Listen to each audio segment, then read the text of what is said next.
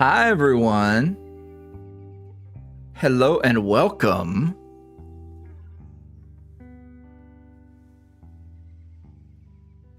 Hello, chat. Oh my God, Jackie, say hi to them. Oh, hi.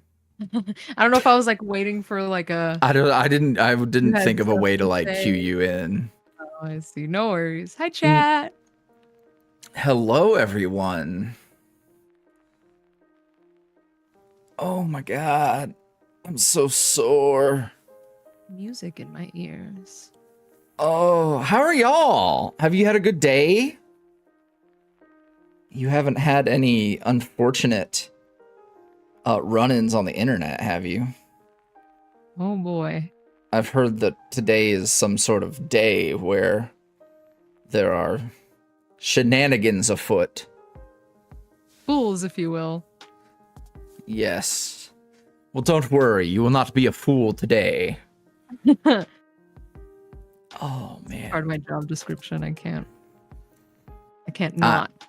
That's fair. I need like a jester hat on my model.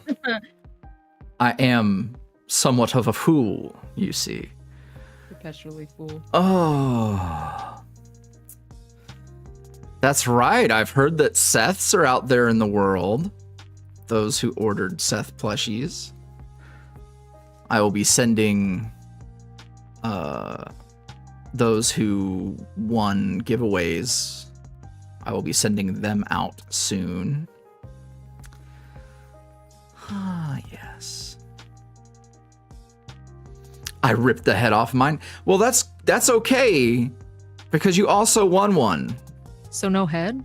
Oh. So no head. Oh my goodness. Welcome, welcome, welcome. I'm sure, as you've seen, we have a very, very important stream today.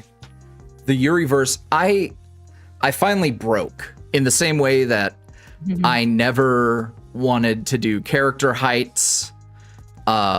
The same way that I still do not want to do last names. That you will have to force me. I really do not want to do last names. But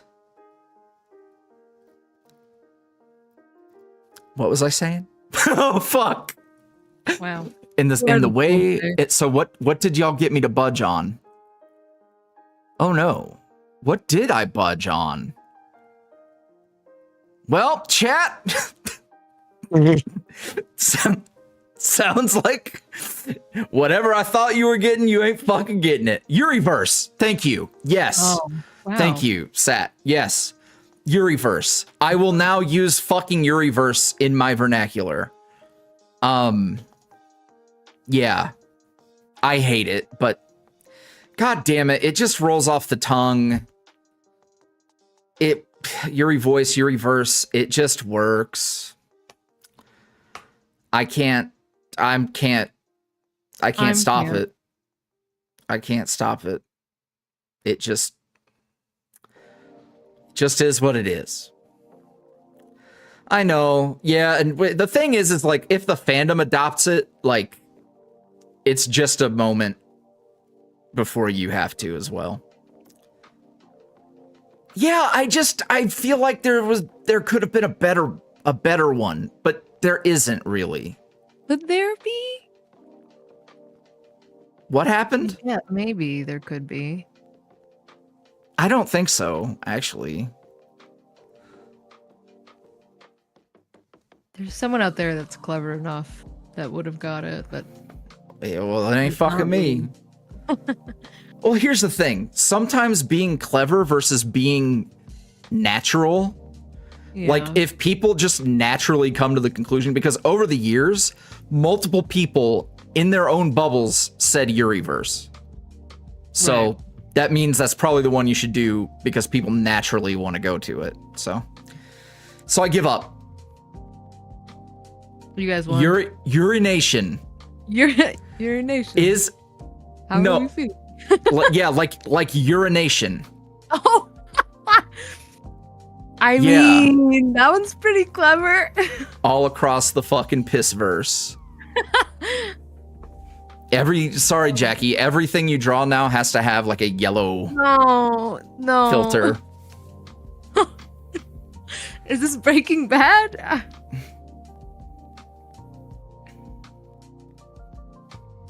I know. Thea, it was your doc that actually, I was like, it looks so natural here.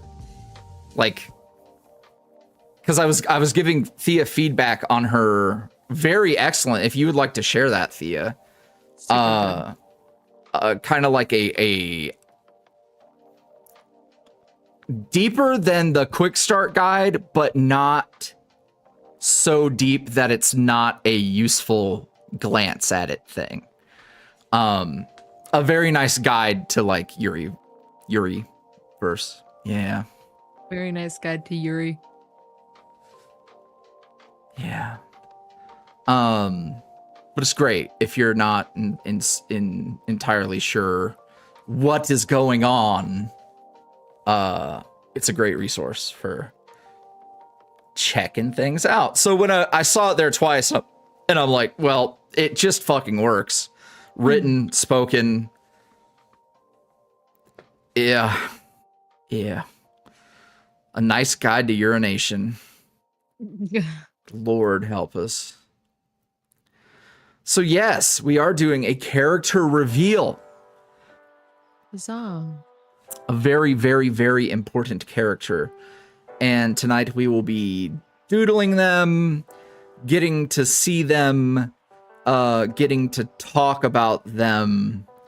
And I do believe that they will have an impact on the YuuriVerse, unlike any we have had before. So, chat, if you would please give me a drum roll. How about like drum emojis in the chat? That's a good way to do it. That's a good way. I was gonna start hitting the desk. Drum emojis in the chat, please, to give us a drum roll.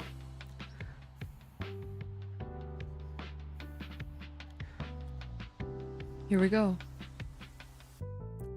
Rum pum pum pum.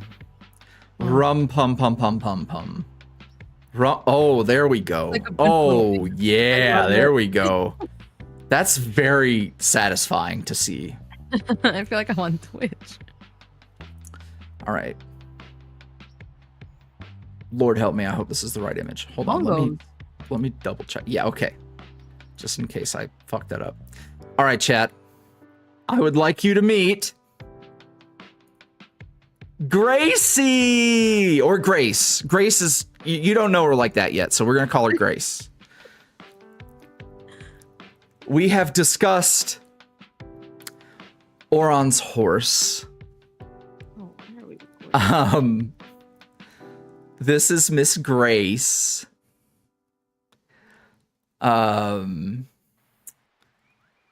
She is beauty. She is Grace. I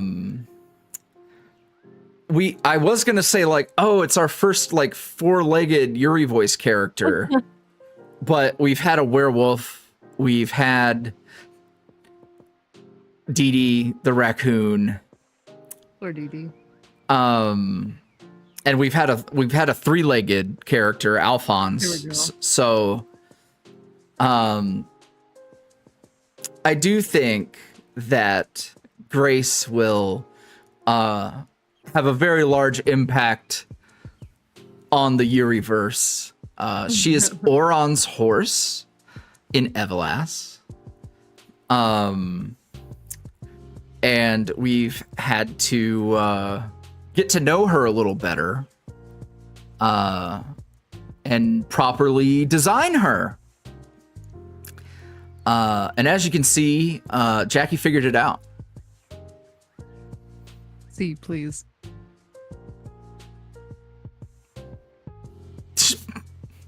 I love how... Can I expand on this?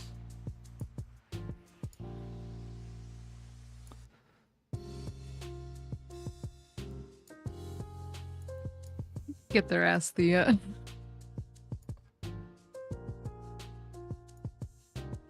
Look how shady. This is giving the like rainbow flag side eye.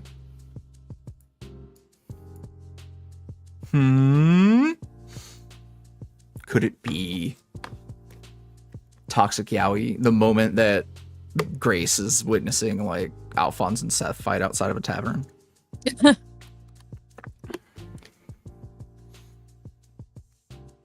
Grace is the one running all the like fan accounts. Oh my god. Grace and Trish would be besties. Exactly. So, join us in welcoming Gracie to the fold. Let me... Haunts. The stream has ended. Oh. That's not correct. Let me go... Hold on. Grace, hold down the fort. Oh. I wonder if I... disconnected? Give me a sec. Rip. It did for some odd reason. Rip. Sharing screen. Start broadcast.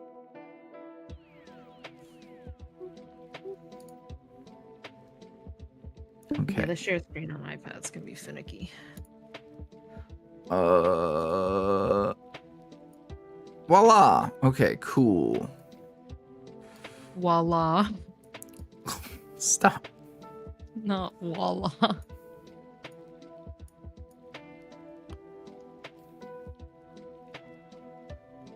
Small haunts. Small weird haunts. Okay. Yeah. That works. So yeah, we're gonna hang out. Play a little bit with what breed of horse is she? I've forgotten what you call. She is, I'm almost certain it's a blue roan with a little bit of something else. I have it written downstairs in my horse research book, but I don't remember exactly what her title is.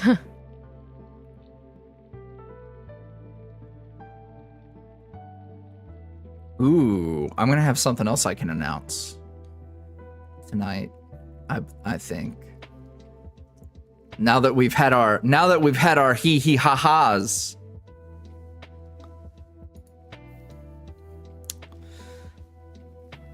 Oh man. Oh, I went back to the fucking gym yesterday, and there's not really any way to say it other than my fucking tits hurt. It was like chest and arm, and I was just like, oh yeah, I'll just fucking lift what I was lifting last time, which was quite a while ago. I'm cooked, so if you hear me sounding like I'm in pain every time I move, it's because I am.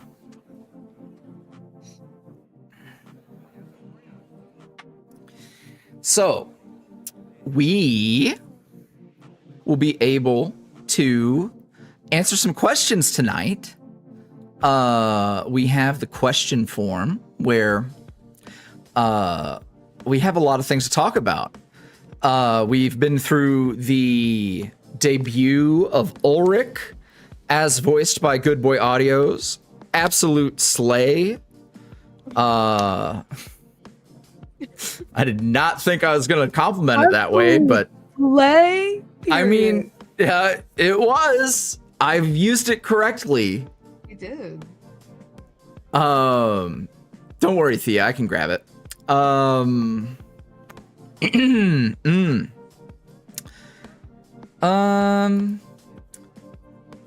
And we've got Thomas. Thomas's debut is happening on Thursday. Look at me go, able to multitask. Wow. So if you guys are unaware, Thomas is my thick blacksmith boy / barkeep. He has 2 jobs. He has 2 jobs and a whole lot of love in his large, bountiful frame.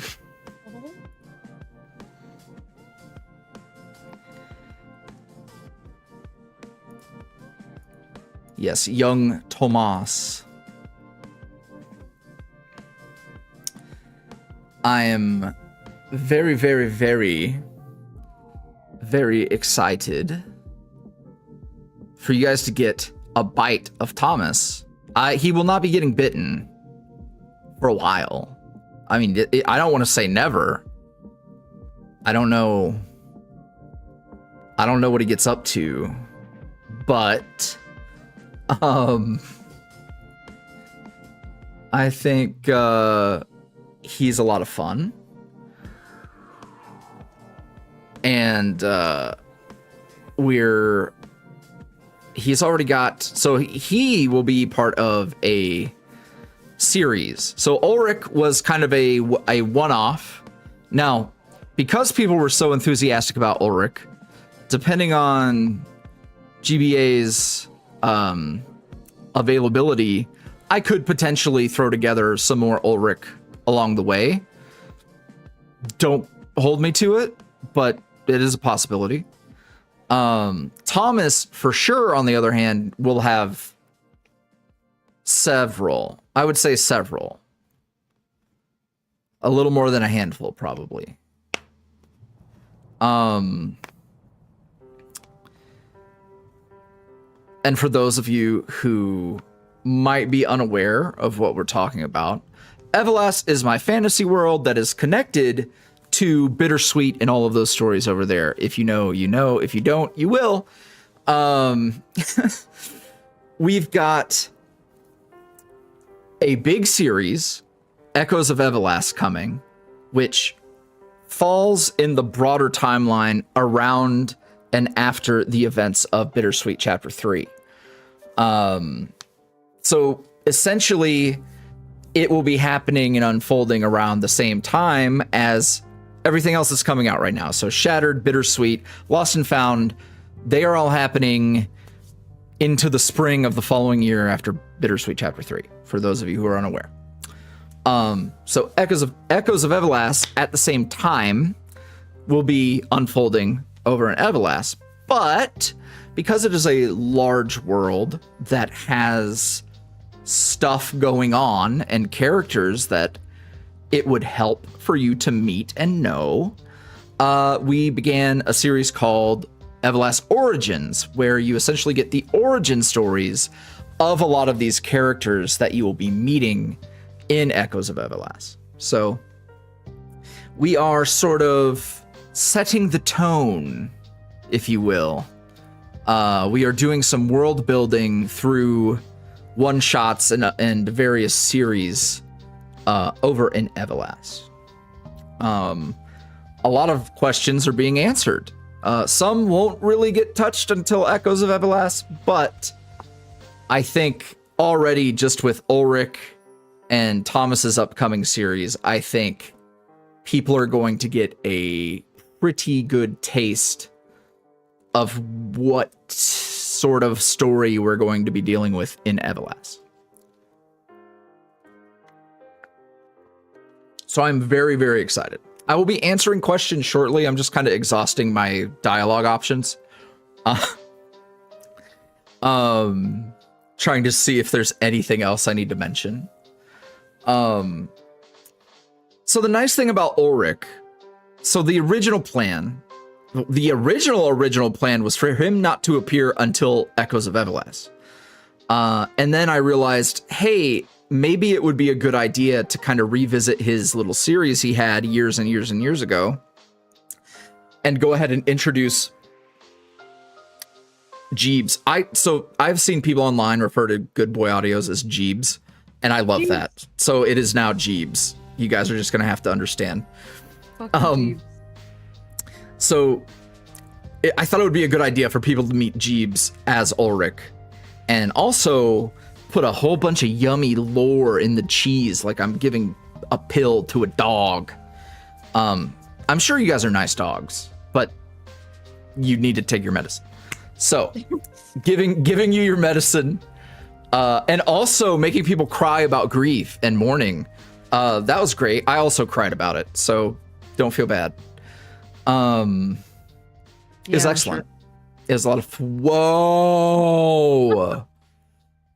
Whoa. I also cried about it. Yeah. Sure you did, Queen. Whoa. When everyone realizes that Seth just cries a lot because I cry a lot.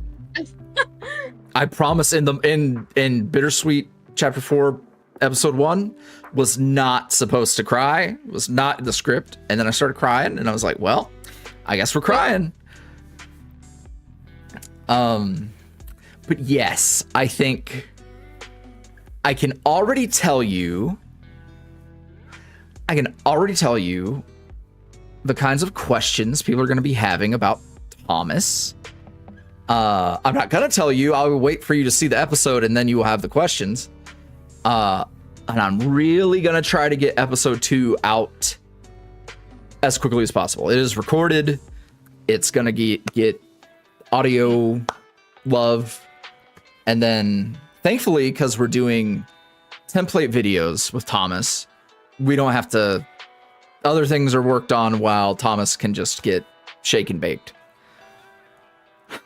So that's fun. Yeah. What else can I share? I can tell you that I saw the first draft of the Finn makeshift plushie. He needs a little work. But it's the hair. The hair is always the trickiest part. So I was not disappointed or surprised.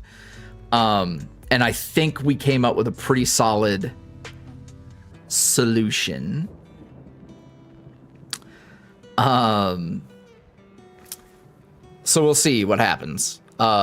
I can say that his shirt, pants, everything else about him, and his ponytail even, all very good. All very good. Basically nailed it on the first pass. So, tentatively, I don't know. We're gonna be, it's a little later than we were aiming for, because like, you know, April, May were the goal.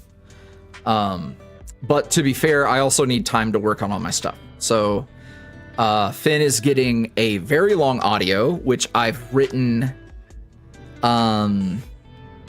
let's say a tenth of. Let's say I've written a tenth of it. If it was a series, I've got like 3/4 of the first episode done. So that is happening. I want a big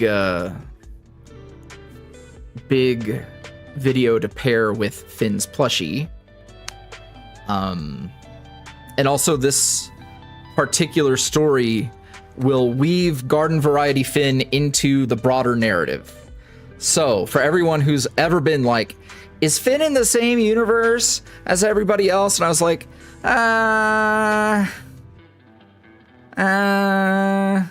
well, now the answer will be yes. So cool. Awesome.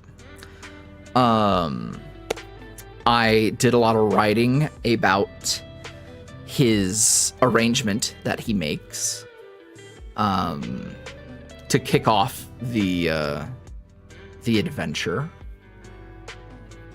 which is like, I kind of found a way to, I know everyone loves the yapping about the language of flowers. So there's a little bit of that. And then he was like, let me speak this other language to you. And I thought that was a very fun way to not only do the Finn thing, but do the Finn thing in a way where he's like, hey, not only am I intelligent about flowers, I'm also like exploring the depths of my love for you, and I'm going to express it through the way this makes me feel rather than what I am told these flowers mean. So, boom. That's fun. Ooh, I just got a whiff of plants. Whoa, he's here. Whoa, he's here. Whoa, that's a little freaky, actually. No, Gracie doesn't speak, but she is very expressive.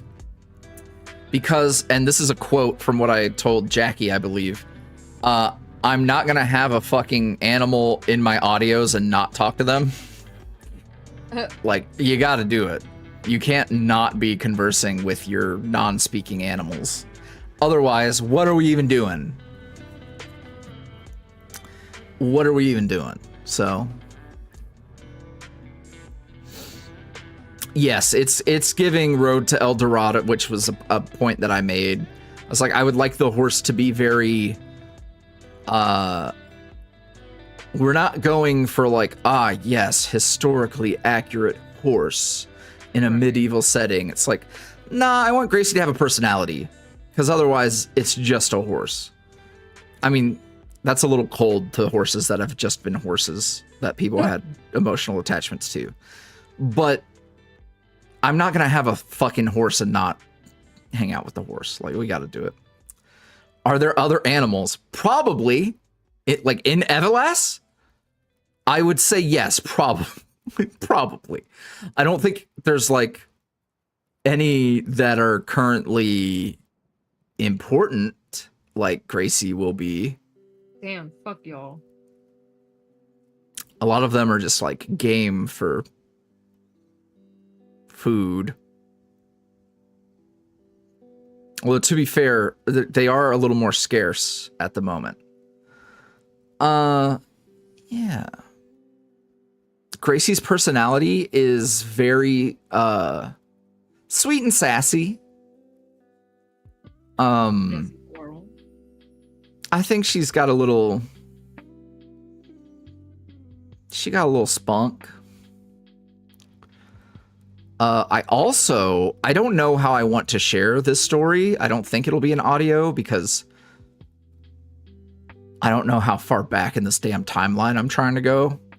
But I know how Oron and Gracie met. I won't tell you the story because I have considered writing something for it. But basically he adopted her much later in life. So not serving Emrys at this point, Oron would have renounced his knighthood or whatever and is lone wolfing it out in the world. And he adopts her after a mission. That's probably all I can really say. So yeah, her experience with Oron is very different from what like the general sentiment about the Bloodhound would be across Everlast. She has not known him in a time of war. That's not to say that she's only seen him being a good boy. Oron has worked, as a mercenary and such. So he's had to get his hands dirty, and Gracie's witnessed things. But she probably has a higher opinion of Oron than maybe others. Mm-hmm. Yeah. So.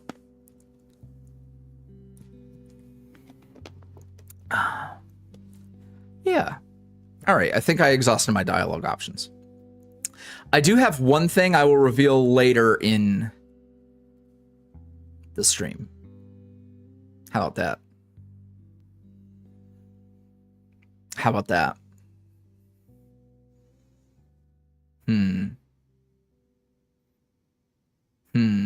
I'll do a few questions.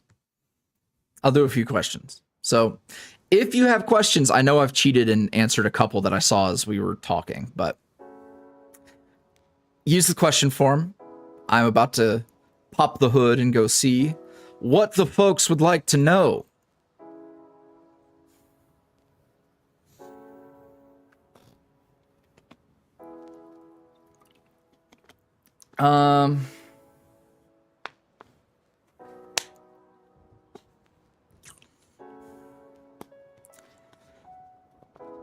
Let's see.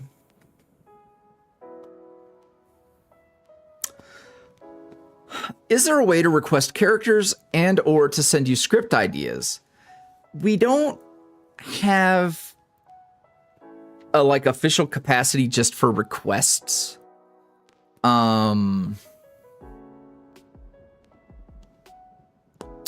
Sometimes we will do like brainstorming streams where I'm writing down ideas and working with chat to kind of come up with some stuff. So that would be that would be the real place to do it, where you know for sure I'm gonna see it. Which is I know that's not the right button. Wrap it before you tap it. Okay.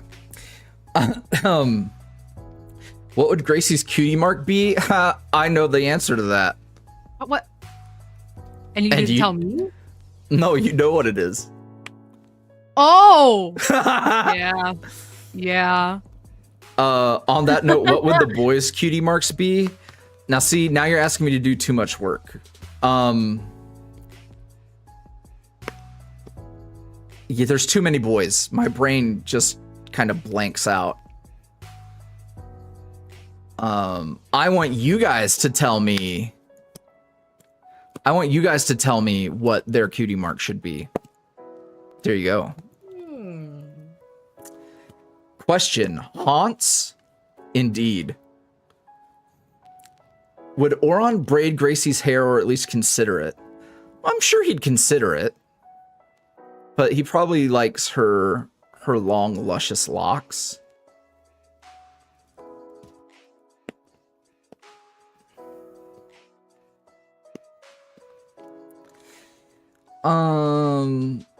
I know this has nothing to do with this, but for Bastards versus Zombies, will you voice Hip Switch again in the future?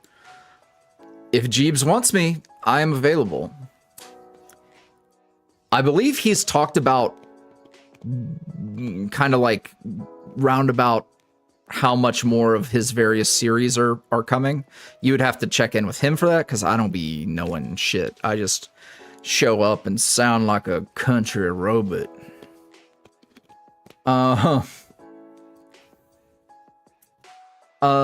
Does Oron have a house in the world of Everlast? That's a good question, and he might. And it might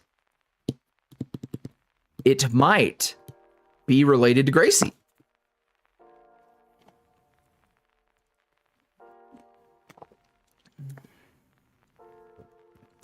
Does Miss Grace have any horse friends? Does she bite folks? I'm 100% certain she has bitten someone before. Oh. She will not put up with folks' bullshit. As for horse friends, I think she has been riding solo for a hot minute. I don't think she has a lot of horse friends. Oh. Which is sad. I think maybe she does nowadays. But she has not had, like... Listen, there's only so many horses I'm trying to make Jackie draw. So, you know. I'm sure she socializes. She probably has a lot of animal friends. How about that? She's a socialized horse. She is. She would get along well with all sorts of critters. Oh, God. Hi, Mr. Voice. Don't know if you got my question last time, but if you had to decide what sweet treat or dessert do you think suits each of your boys, maybe including Grace? For the context, y'all, we do have, like, we're talking like 8 characters now, more. I'm not counting. That's a lot. It's a lot of brain juice. I think, you know what Oron probably likes? He probably likes those, like, yeah, like the chocolates that have the liquor in them. Yeah. Ugh. Typical. Typical, man. But I love it. I can tell you that fairly confidently.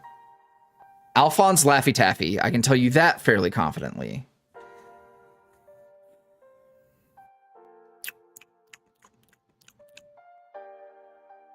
We start to lose the plot.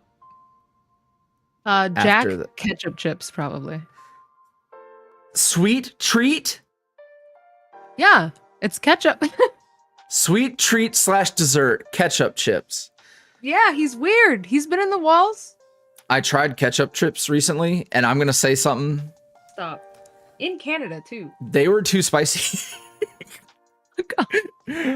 I was really upset because I'm like, this is the whitest thing I've done in a long time, is be like, the ketchup chips are too seasoned. They were a little heavy on the vinegar is the thing. Oh, they were so good. They were a little heavy on the vinegar, and vinegar is something I will only enjoy if it is very hot and very spicy. Very hot and salty. Sorry. Oh. I was reading everyone roasting my ass. No, hear me out though. Have you guys ever had a fucking Dorito that has the powder of like a dozen Doritos on it? And like you can taste the dust getting onto your tongue. These ketchup chips were hella powdered. So that's okay. It's okay. Cause like I fucking love ketchup. But this one, because they were a little, I bet there's a brand. There's definitely a brand of ketchup chips that I would fuck with. I know the exact one too. I don't remember the name, but if I saw it, I'd know. Yeah. See, so look, and I seasoned my chicken today. Yeah. I sure the fuck did. I cooked today. It was really good, actually. Did.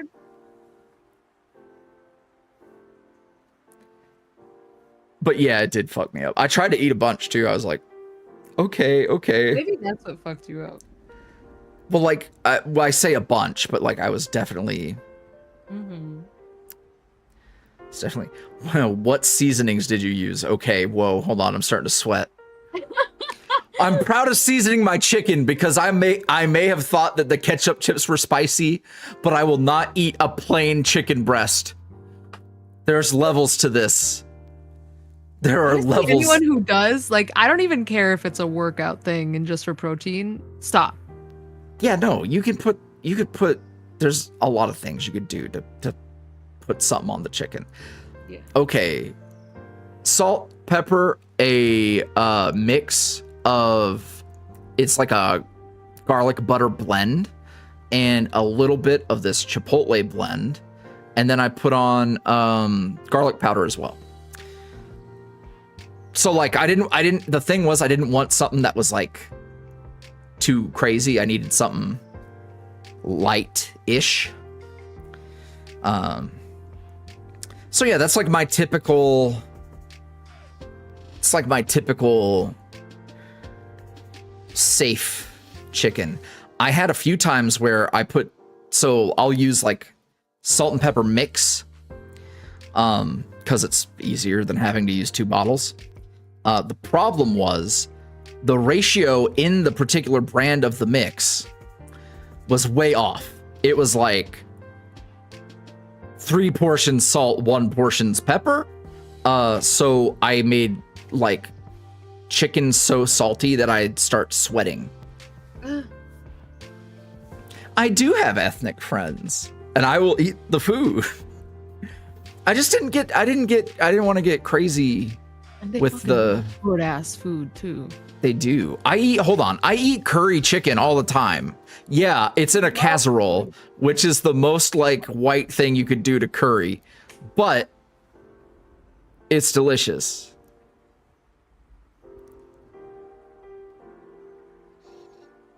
Sometimes I would just. Do you like adding hot sauce? Not to meats, but like, for example, I make like a taco dip and I put hot sauce all up in the bitch. It's just good. All up in the bitch. Gentrified curry is crazy. I agree. It is also delicious. I've made a few people eat it. It's good. And here's the thing, I go heavy on the curry too, so that's why we keep good toilet paper in the house. You feel me? That's how we weed them out. That's how we weed them out. Anywho, I cooked today. I did eat some plain ass vegetables with it though. I ain't even gonna lie. I just like salt and peppered some mixed veg in a can. It was, you know.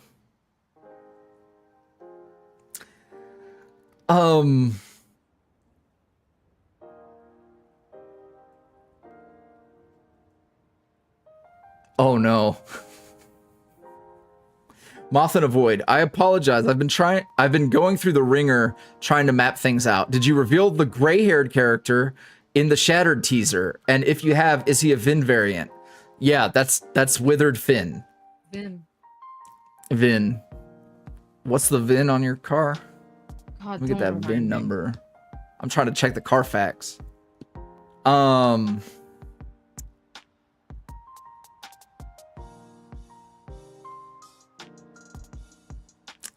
Scarlet Torchic asks, small question regarding the werewolves in your universe. Do they run on the usual logic of getting bit turns you into one?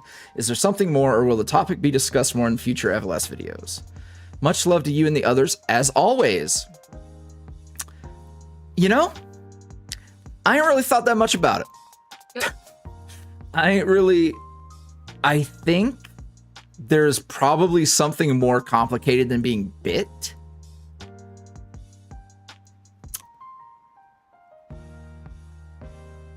But I don't know.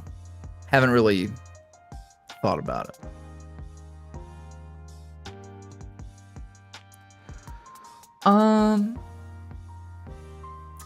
When will we see Echoes of Everlast?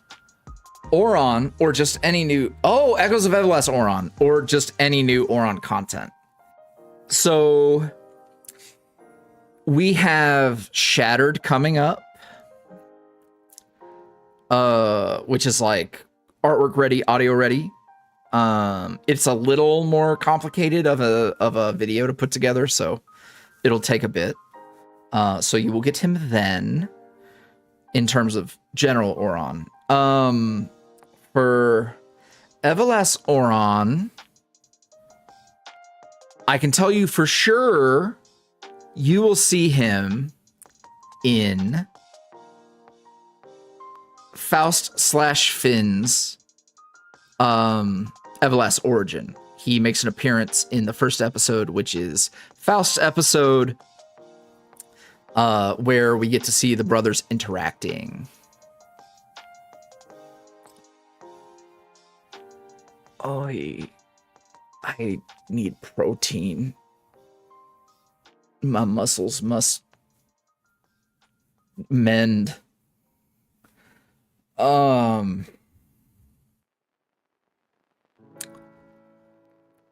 Have you heard people referring to Seth and Alphonse's listener as Sugar Boo? I think it's really cute. Well, fun fact.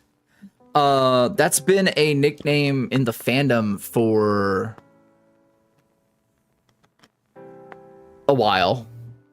A couple years at least. Probably since chapter 2. Like, it didn't take him once Seth became friendly.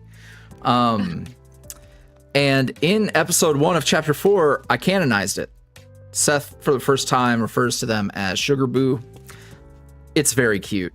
That's another one of those things where it's like, I don't know if I want to like adopt a thing that is, you know, a fandom creation, but it does just work so good. It does work really good.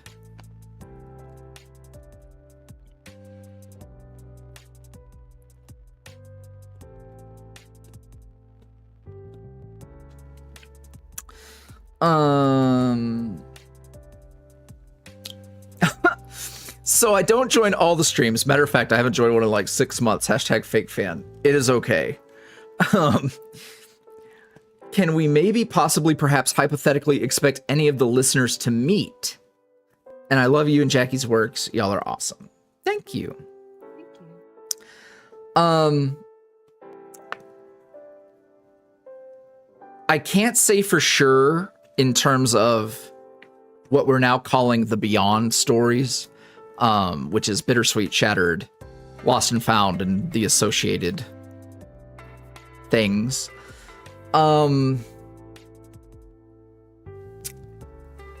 My philosophy on listener characters crossing paths and interacting is you have to have some clear direction of what is happening. Otherwise, shit's going to get really confusing. It won't be super great if they don't have separate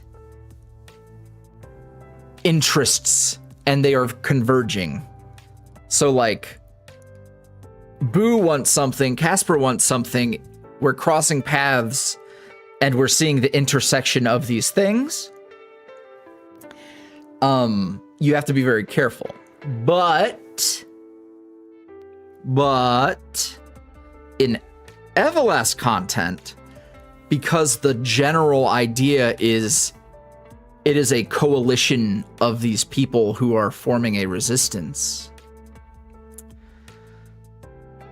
they all have very distinct purposes, and paired with their partner, it's very easy to have them in the same room because they are collaborating and crossing paths and intersecting in a very not logical way. Because there are logical situations for these characters to be in the same space doing the same things. Or moving towards a shared goal in different ways, to say that. So all of that being said, you have to be good at it. You have to, it's already hard enough to write for a singular listener character. To put them in the same space, you have to have very defined names and roles and relationships so shit works.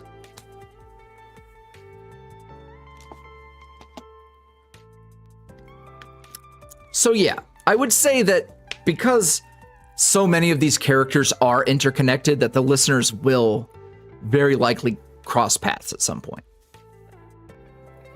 TTKS and friends, use the question form or I'm fucking timing you out, bro. Please. I have 5 cats, if that answers your question. Thank you.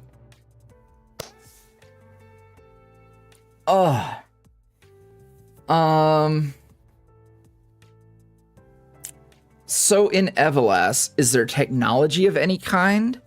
Or is it one of those full old-timey magic-y stuff? I think, so the important thing to know about magic in Everlast, which is something we're going to be exploring, is that magic in Everlast is treated very much like something that is new, and is like in the process of being explored and played with and all of that. So there is a place that we will be visiting, a setting in the story, particularly in Finn and Faust's origin, is the College of Mages. At the College of Mages, essentially what happens is that magic capable people are either invited or sponsored to come study. But it's not entirely like they're studying because there's a whole lot of knowledge. There is some knowledge, there's like a base level of knowledge, but it is more of a place to go to master and explore your magic safely. And through that process, they are explaining, sorry, that's not the word I wanted, I was reading. Through the College of Mages, they're exploring new versions of magic. So like, let's say you have magic that involves fire, like you can create a flame or you can utilize this fire in some unique way. So you would perhaps read about, well, what has been documented up to this point and how is mine different? The problem with it is that because it's new and because people are hesitant about new and powerful things, it is sort of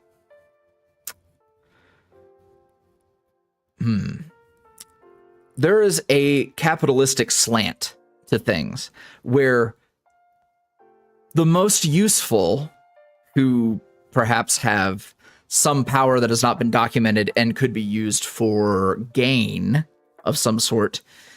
Well, let's say you have a really cool, powerful magic that could be used to earn someone money, but perhaps you might live in the belly, for example. The belly is a basically city that is under the capital. Let's say you live in the belly. You might be from the Southlands. You might be a refugee of sorts. You might not quite have the money to get out of the capital, fallen on hard times. You can't necessarily go anywhere, so you end up in the belly. Someone on the surface might see how valuable your magic could be and would sponsor you to go and attend the College of Mages. So, that is what we've got. That is a lot of shit that you shouldn't even know right now, but I'm giving you the framework. So, on one hand, there are mages who are looking out for other mages and trying to protect magic. But to have such sovereignty, because the College of Mages kind of operates as its own entity. It is not entirely overseen by the church. To maintain that sovereignty, there are certain deals that have to be made. So if you are sponsored by a very powerful, I don't know, industrialist. Let's think robber baron of the industrial era here in the United States. If say someone like that sponsors you, it is implied that once you're done, you will be going to work for them. So yeah, it is at the same time the safest place for mages to be, but also they have to play the game if they want to remain safe. I haven't written any of that down. That was fresh off the dome, and I hope I remember that when it comes time to write. But that's basically what I know. Okay, so the question was actually about technology, right? So because magic is so young, they have not found entire ways to implement it into tech. I would say there are things that would resemble technology, perhaps in the College of Mages. Like, you know, those gyroscopic, circle spinny gear things? Just magic spinny boys. I don't, you know, just one of those things. Like, magic can power that. They've figured out how to do that sort of thing. So they know how to, those who can like generate kinetic energy, they figured out how to like push that out and make things do things. But that is not a power that is seen broadly. I'm hand talking like a motherfucker tonight. I'm over here wiggling my fingies and my hands, and he snooze. Sure do. Oh my god, they're just babies. Well, one of them is. The other's a horse. Oh.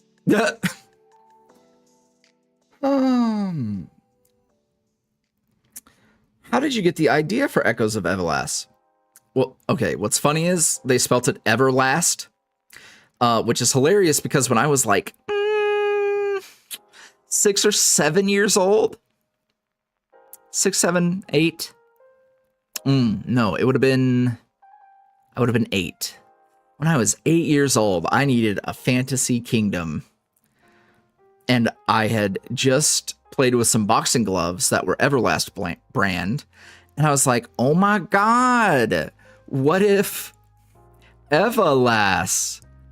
Because it's Everlast. Yeah. So really it's like a treat to myself. It's like, hey, you know what? I want little Everlast bird. I don't fucking know. That's fair. I like the headpiece. Yeah. I mean, I'd assume they'd have fun bird fauna as well. Oh yeah. I'm so down for like fantasy versions of familiar creatures. Hell yeah. Okay. I need to fix. Oh, okay. Moth in a Void. This is probably spoilers, but I was watching the director's cut and it got me curious. Does Seth have the same migraine Sugar Boo and Alphonse have after storyteller Finn saved them? Let's call him Phineas. Has he seen Phineas at the gas station or something? Basically, does he know about Phineas? Good question about the gas station. Does he know about anything? I would say no. Not presently. Does Seth have them? I haven't decided yet.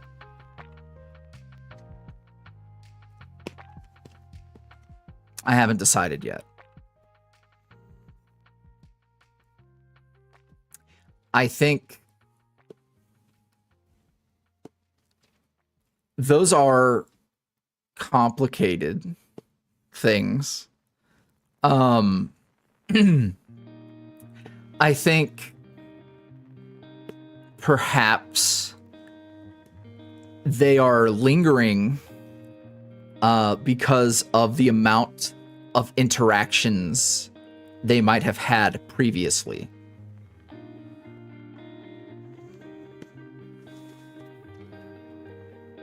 Which is a huge fucking gem of a fucking lore drop, by the way, if you guys are paying attention.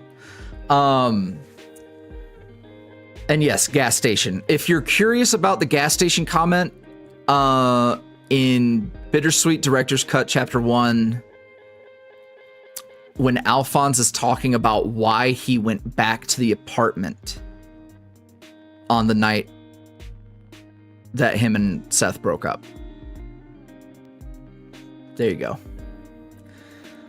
How chunky would you say some of the Everlast videos are?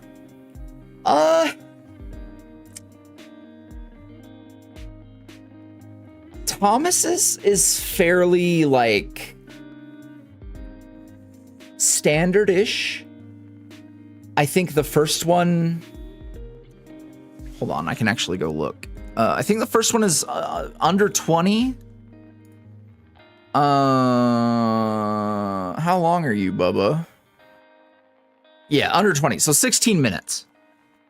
So fairly decent. Can you make a Discord or something for minors only?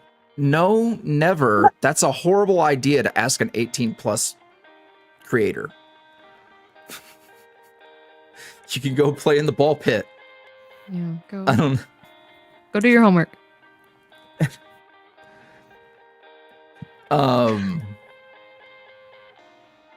Thank you for understanding.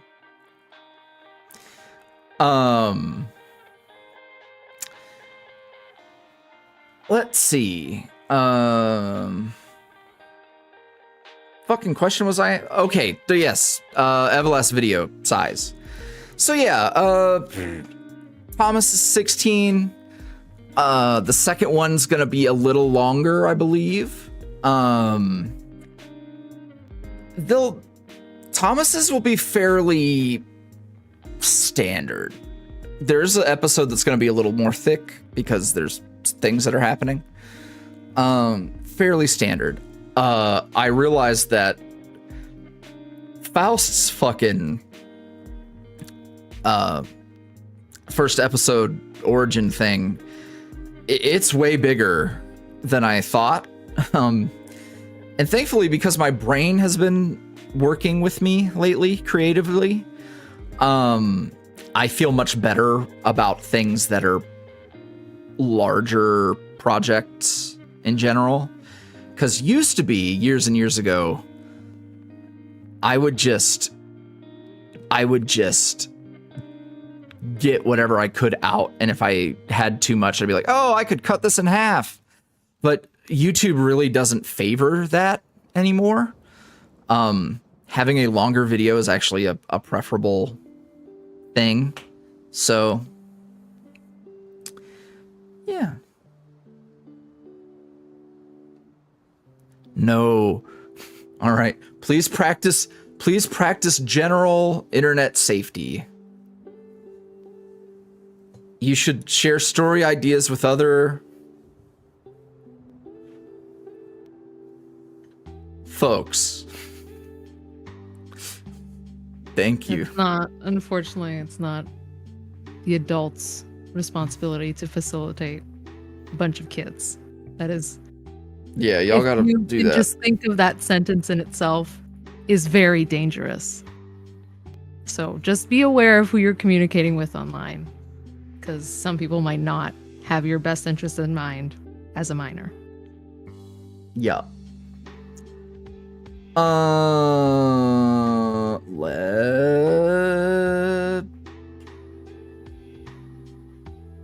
Hold on, I need to fix this. Ooh, I gotta catch up on these. Wrap it. Thank you. Are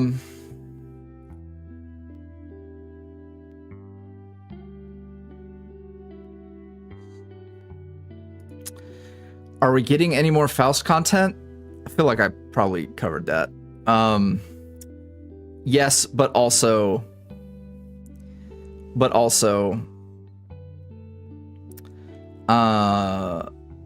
so let me just explain. I'll just outright say what happened with Faust. I realized that his plot that I started needs to be happening at the time of Shattered. So I was like, oh, I'll put a little bookmark in that, and then I will go and it will converge and it'll be great. And things took forever. So yeah. But yeah, Faust has a part to play in things. There will be Faust stuff. And it just doesn't feel right to go and do a bunch of one-shots and confuse people because his listener is supposed to like hardly know him. So hopefully once I plow through some of that, we will be able to just do a fun Faust audio for funsies. Yeah.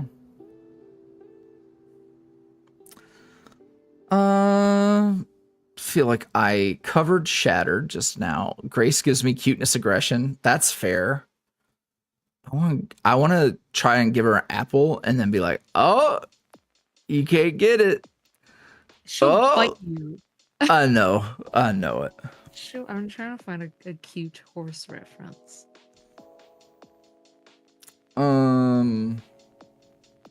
Will there be any more lore about Faust? Yeah, I'd say so.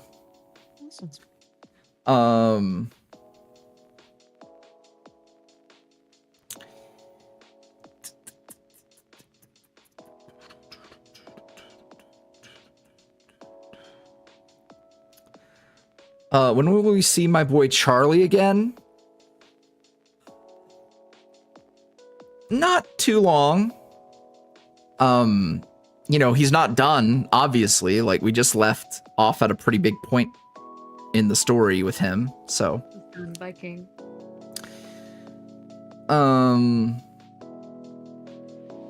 TBD.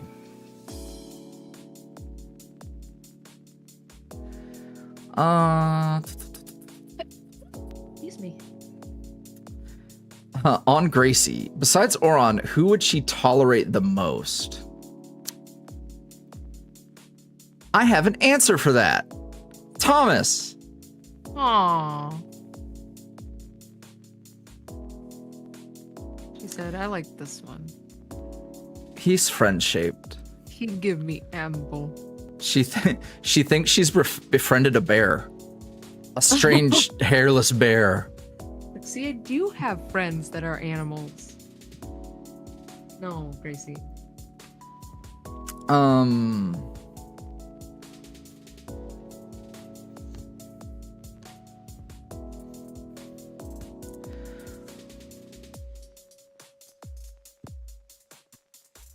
Okay. Healer of the Waters had a big brain question, and it's come up a few times, so I think I can probably answer it because I have answered this before. Are there alternate versions of all the characters in Everlast that coincide with Bittersweet? Like, we have Oron and Finn and Faust. Does that mean there is an Alphonse, Seth, and Charlie in Everlast 2, or there were previously? I would say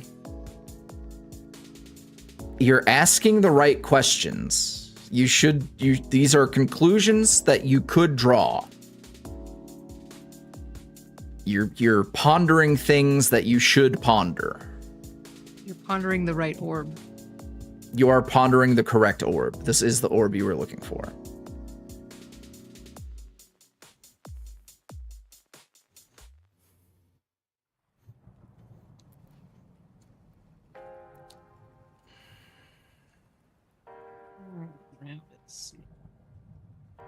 This is a good time to plug the wiki, which I don't have that copy pasta on hand, actually. Hold on. Nightbot, Nightbot? Yeah, there it is. Yeah. Behold the copy pasta. Oh, Thea got it. 2 seconds too late. Now is a good time to check that out. It's very useful. Because Healer of Waters had a follow-up question, just to clear up some of my confusion, are Withered and Yandere Finn the same Finn?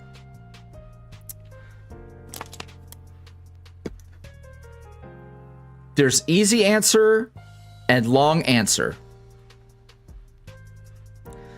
Easy answer, not same Finn. Long answer, could be. Or could have been. That is probably the more correct answer, is to say that could have been him. Withered Finn is no longer just that Finn. But perhaps he sprouted into Withered Finn. But saying all that to say, it doesn't matter. It doesn't matter, actually. There has been no other... You've noticed there's been no other Yandere Finn content, right? That perhaps may be on purpose.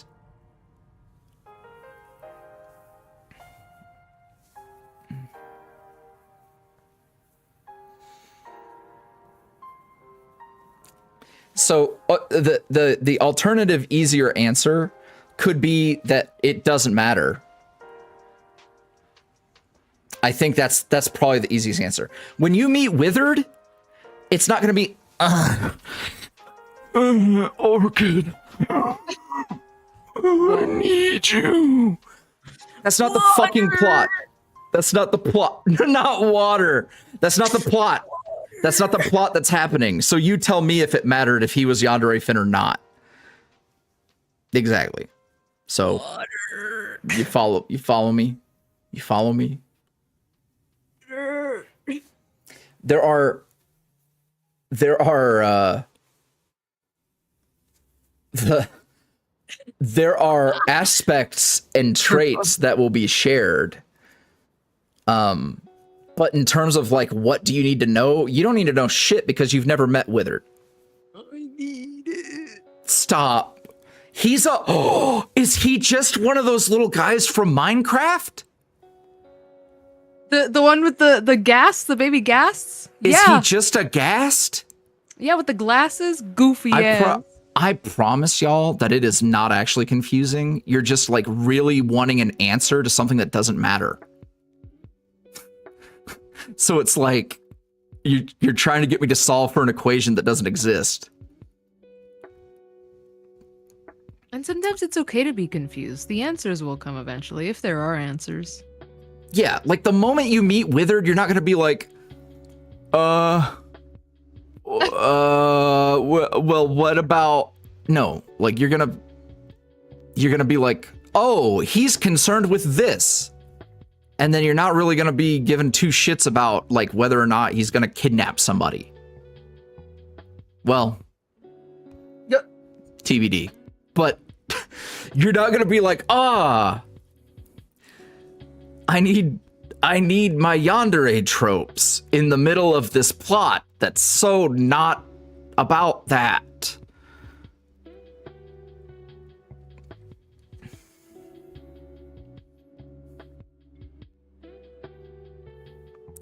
I hope that helped. I feel like that should have cleared a little bit up.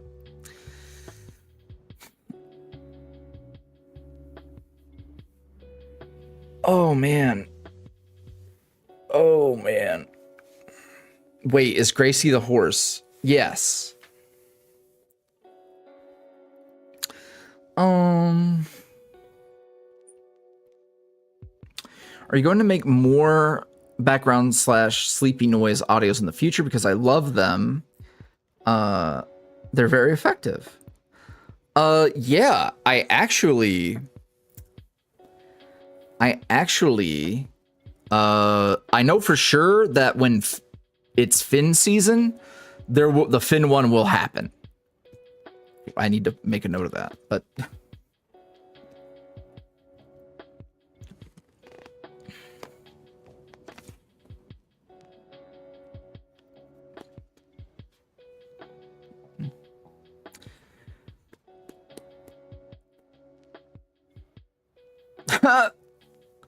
Literally just woke up from my nap and almost missed this. Be honest, what are your predictions for the angst forecast for these upcoming stories?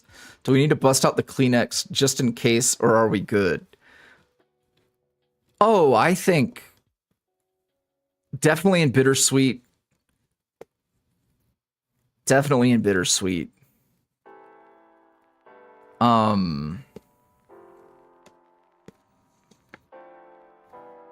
Yeah, I know, you know. I wouldn't say that it's all bubblegum and candy canes.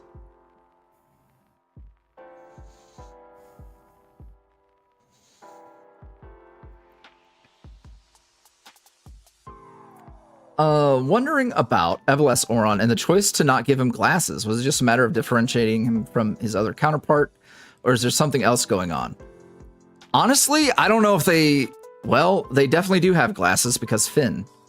I don't know. I think maybe he just, you know, what was the reason? He didn't masturbate? I can't tell you. It's a spoiler. Oh, I forgot the reason. A big thing. Was it? I'm pretty sure. I have to go back and check my notes, but I'm pretty sure it was a big thing. It might not have been. I don't know. I'm almost certain it is. Well, but maybe it's not. Well, no, you guys know. You guys know that blue light or whatever. Stop. Hey, it works.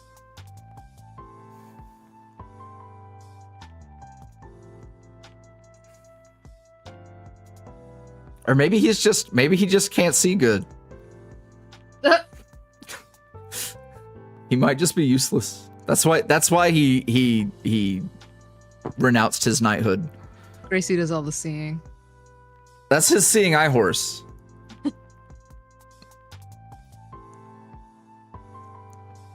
Maybe that's how he's kept his vow for that long. can't ever find the. Wait. God, Chaperone would be so disappointed. Is Oron a horse girl? Sorry for asking the question. I just need to know. He is now. Yep. He I don't think he ever had a horse that he was like super like close to, but because of the nature of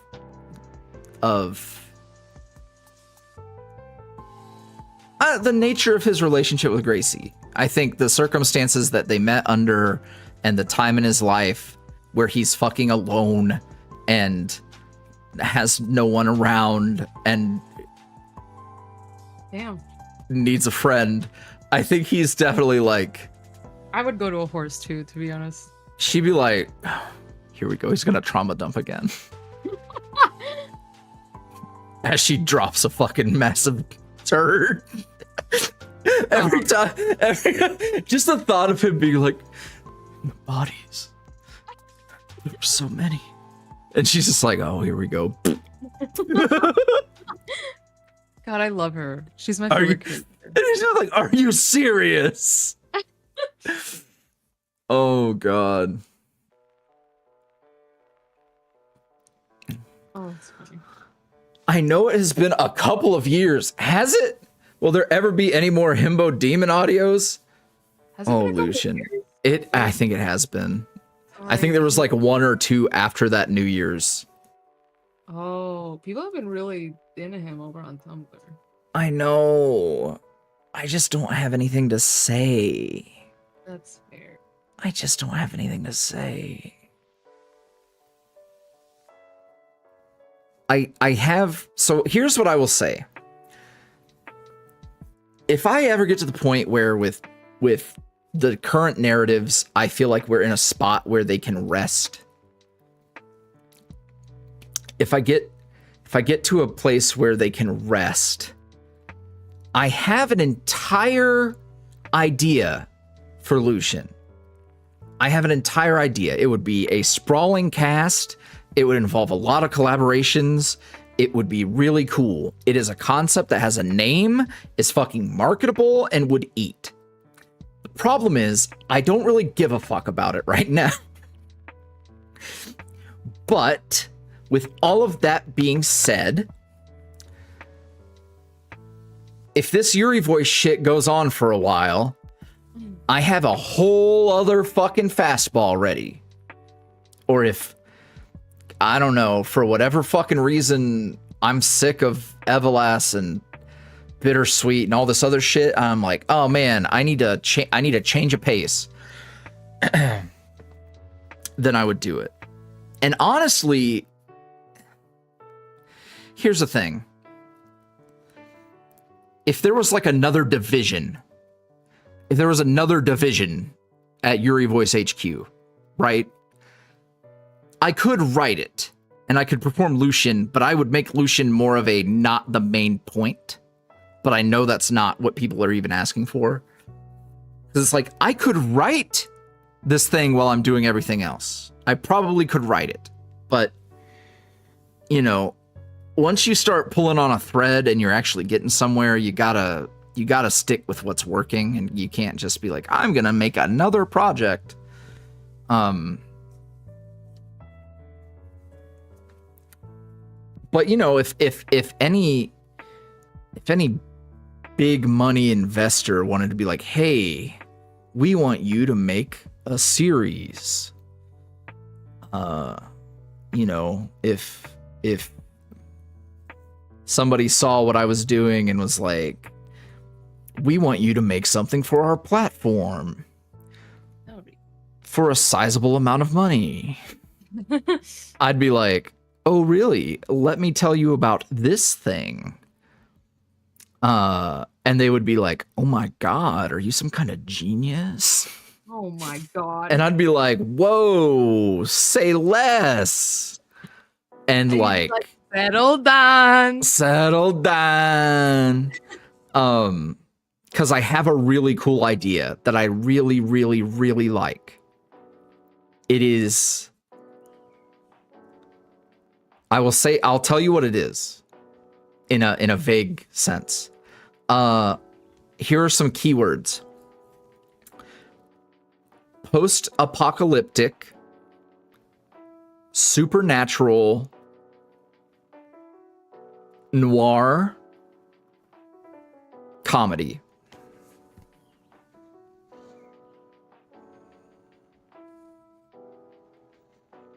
And I can already tell you what people would compare it to. Please. You know what I'm going to say. Please, no. Well, I'm not going to say it. I'm not going to say it, but you know what they would compare it to. Okay. But yes, they would. Especially because I want... Yeah. I want to do it, but my way. You know what I mean? Better. It's like I could do that with less singing.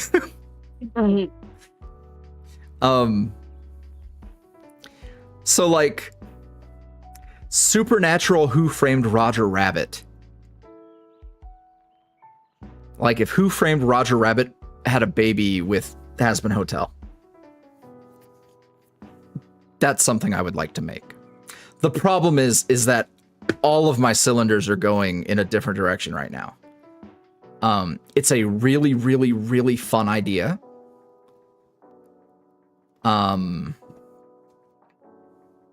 So yes, that does mean that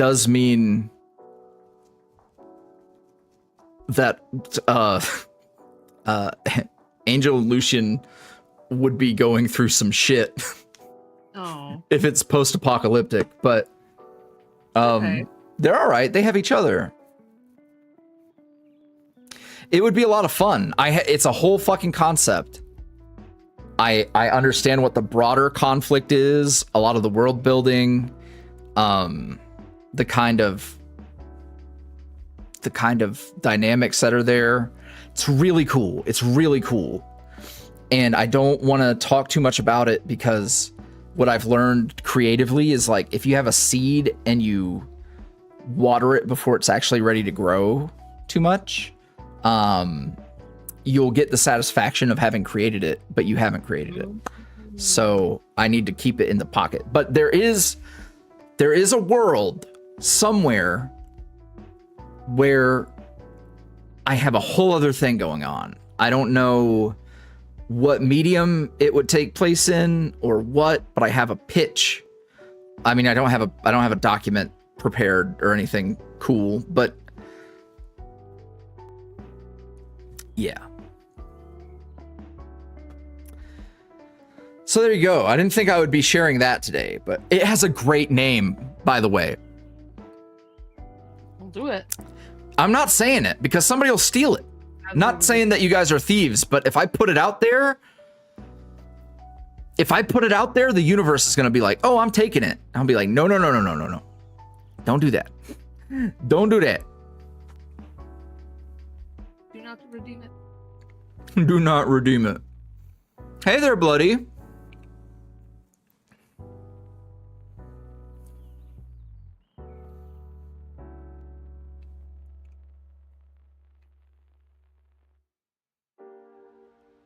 Post-apocalypse, as in zombies or Fallout, as in Armageddon, like a supernatural heaven and hell Armageddon apocalypse.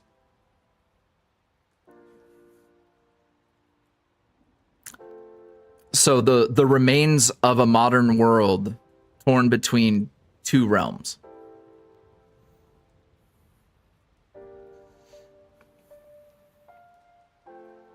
Like I said, it's fucking cool. It's fucking cool. So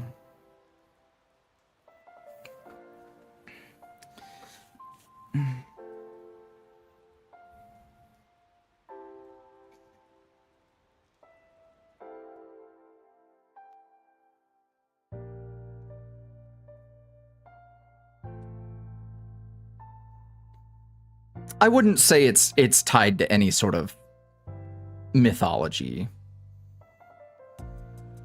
It would be fairly like, oh, there's demons that have demon names that are popular. There's angels that have angels names that are popular. But like, I wouldn't say it's... I wouldn't say it's Oh my god, Miss Gracie. Okay, so that was a lot that I did not intend to share, but just so y'all know, and to any potential suitors out there, suitors in suits, if you will. This is crazy. You know, I'm just saying. Shoot your shot, King. I like some of what I've seen. I know they have their problems, but I've seen Dimension 20 just came out with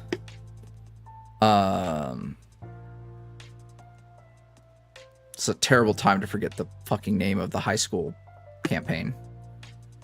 Oh, Something high. Something high. Oh, I hate my brain. Yeah, that's terrible. Anywho, they have a Fantasy High. Thank you. They have a webtoon, and it's voiced, so they do like a whole thing. And I'm like, I'm just saying. Just saying.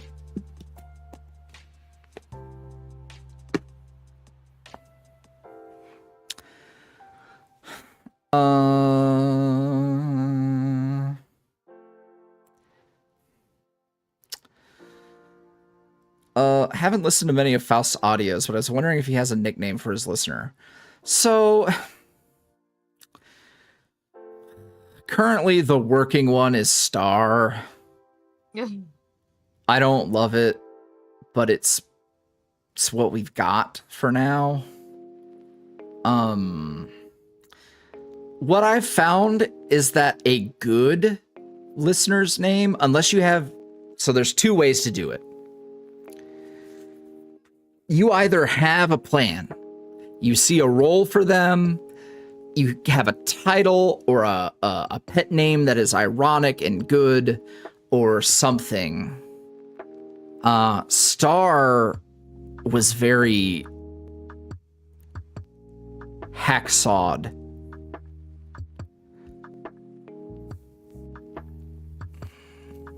So I think if you don't have a plan right off the rip, you need to let the story inform what it is.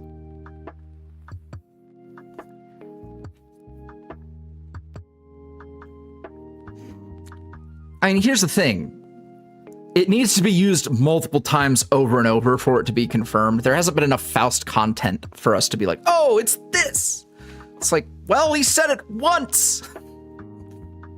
Like, I don't fucking know. Gracie is the horse.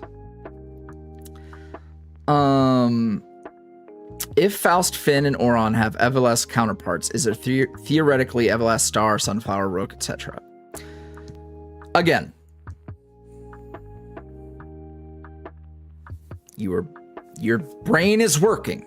I can't just tell you things, but you're coming up with thoughts that make sense.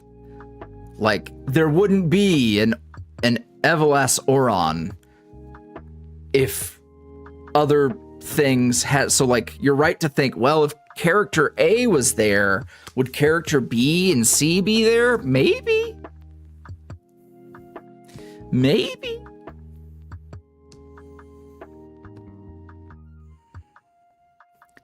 Would you recommend any resources for making a magic system? Bro, I have no clue. I got no clue. I haven't bothered. Mine was like, what if I just fucking My Hero Academia-ish, fairy tale-ish. Oh, that hurt my voice. I wish I had better answers.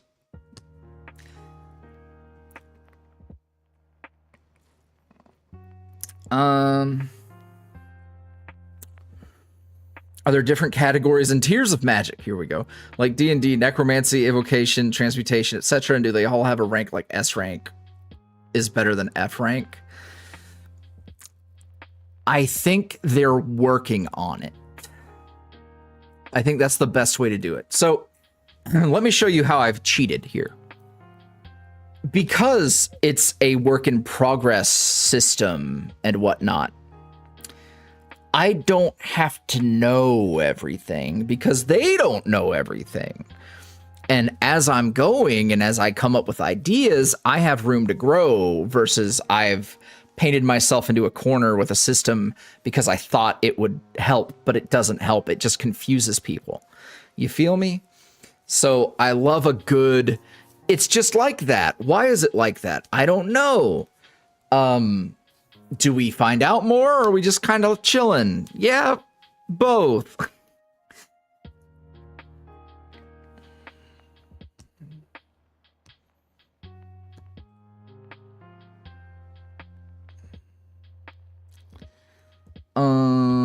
Let's see.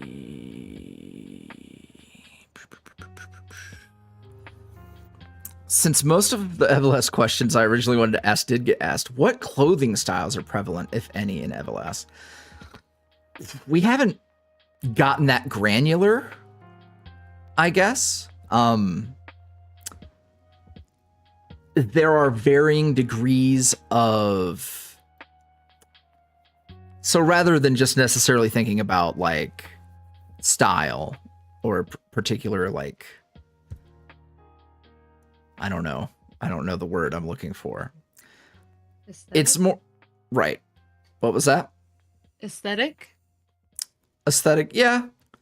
I think there is a general aesthetic. It is giving the churchy aspect. We're stealing everything we can from Catholicism because they cooked. They cooked. Also all they do is steal. So you know what? Period. It's about time. So we're 100% looking at their shit and stealing that. In general, I think clothing is fairly basic right now. And funny enough, we might actually get to talk about some of this because of, for example, like Faust's outfit is very elaborate and fancy. That is not typically what you would see in Everlast. People would see him and be like, that's a wizard. And they'd be right. Like, they'd be like, oh, that's a fucking... Yo, what do you do? And he'd be like, I do a thing I'm a or wizard. two. I'm a wizard. Well, no, he would actually take offense to that. Wizards have hats. Oh. It's an important distinction.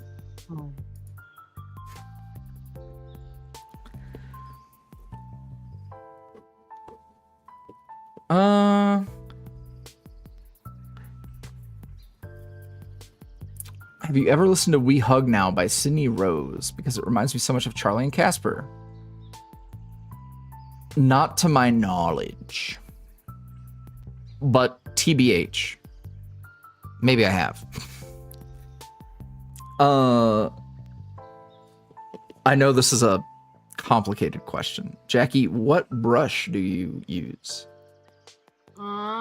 The one I'm using right now, my main one, I think HB pencil, I'm almost certain comes with Procreate, but I have edited it a bit. Let me see if I can. I might have changed a couple things in here just to make it better than it was before. But I'm almost certain. Yeah, I'm almost certain this brush came with the program, and I must have created it, like duplicated and created a new one. Other than that, I use a lot of brush sets that you pay for.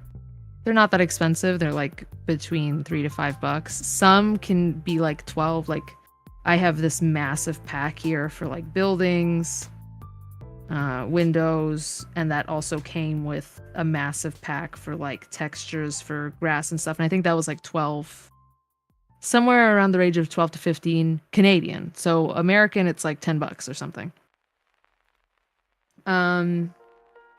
Yeah, a lot of the times I go online and specifically like Etsy, and you can sort of, I don't know how much you can do now with how shit Twitter is, but I would get a lot of like ads for artists, you know, with Gumroad and other things where they promote their brushes. I'm certain if you went and looked up like Brush Pack or something, you could find a couple artists who are selling stuff. But if you can afford it and you are at the point with your art where you're like, okay, you know what, I've already sort of mastered what I could with the brushes that were given to me. Let's see if I can get stuff that's going to bring me to the next level. I recommend going and buying stuff.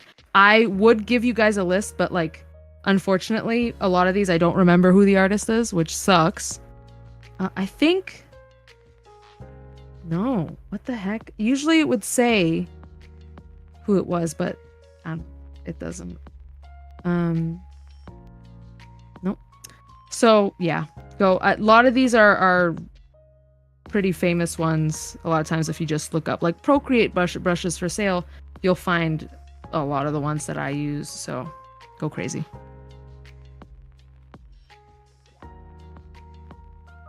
Period. Or if I need like a specific one, here, let me... yeah, so like I needed a scale brush and I went and looked up for scale brushes and there was... I think this one was a free set. Rake brushes, I needed rake brushes because I've been really into that texture right now, so I went and looked those up. These ones, again, I was just going through Etsy and found a bunch of them. There's some I have to get rid of here that I just don't use. I think I like download them because I'm like, oh, free, but they're like, I don't know. But yeah, eventually I'll make like a list of cool brushes people can go buy. Hell yeah. I should have took that time to go get more water. You can if you want to. No. I will in a minute. No. Fern has had Everlast brain rot, and they said I made a listener OC most likely for Phineas. I'm just wondering who all is getting a listener. Like, is everyone who got revealed in the YuuriVoice-a-thon stream getting one, or just a few? Select characters will get an individual listener. That's subject to change as things go, but I can tell you for certain that Phineas has a listener. That listener is the same listener that you will run into in Faust's story. That's why their origin is shared. Thomas will be getting his own listener.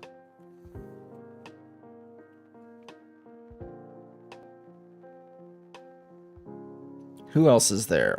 Ulrich has his own listener. And that is what I know. I think. There's room to grow. Like there's a character that you don't even know yet that will have a listener. Otherwise, I like the idea of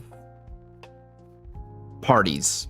Like, we'll have a listener in a party of 2 or 3 others. So situations like Vale. Vale will not have a listener for the time being.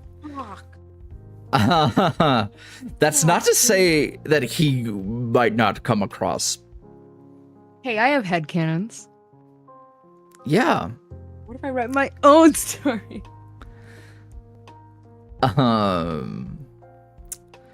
Don't worry. He'll come out to play eventually. But he also has attachments. God, why is it every single one? Emotionally, not in any sort of... It's okay, he's a man of the sea. You can't ever nail him down, for real. Oh my god, I'm sick of it. You can nail him, though. It's all these motherfuckers with a V name. I just need to, I I just need to figure him out a little bit.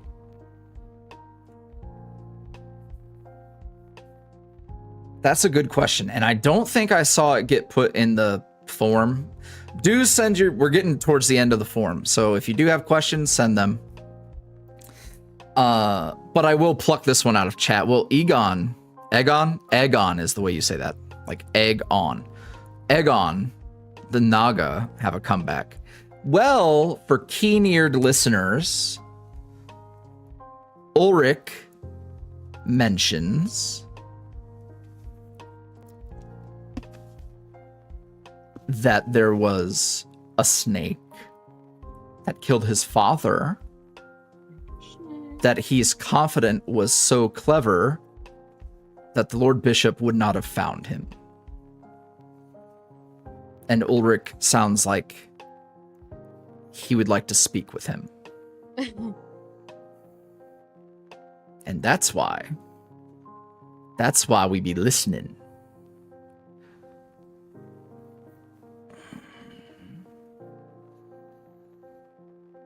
That would be, I mean, I am kind of spilling the tea, but it's a fair assumption to make that Ulrich, the werewolf, who was coming out at the same time as Egon, the snake, if he was to mention a snake, I feel like that's not really a huge spoiler. I would not expect him to be the same. Like, I would not expect Yandere Naga. He has a... I can't say anything else. He's got other things going on.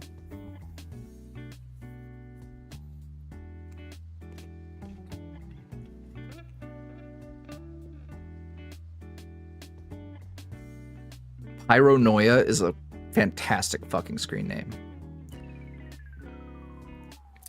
Welcome to the stream. We're doing a little Q&A at the moment.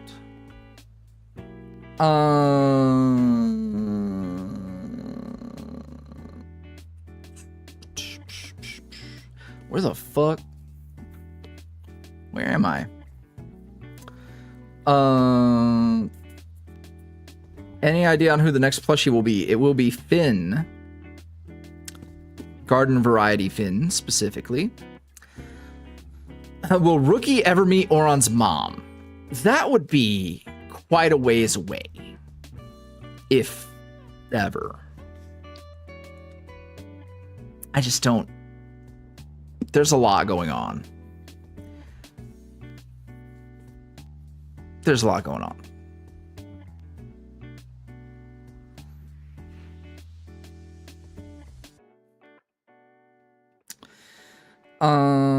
I do know some things about her, though.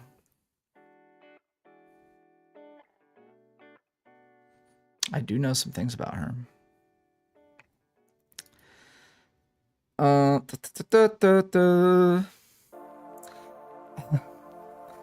I can't wait for Everlast to come out and hear Oron yapping to Gracie like Geralt of Rivia and his horse Roach. As for the Dreamer / Modern World, is there a Gracie equivalent, potential or current? Half because I'm theorizing that Gracie equals Trish. Gracie is not Trish, I can confirm that. Although they look like they would be sharing makeup palettes.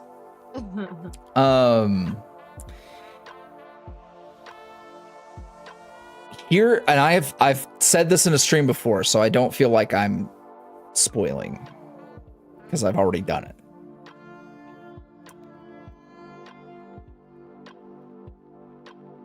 From what we have seen, the only person who has been in Everlast and beyond at the same time as Finn. Now, you don't know if there are people who are, you know, doing the same thing at the same time. But I can tell you, just to spare you the pondering, if someone, save for Phineas, is beyond, they are not in Everlast. at that time. So saying all that to say that if we've seen people in the beyond, it is likely because they have been... I don't want to say sent. They are there. Terrible. Sent is terrible. That sounds like they've been killed purposefully. No.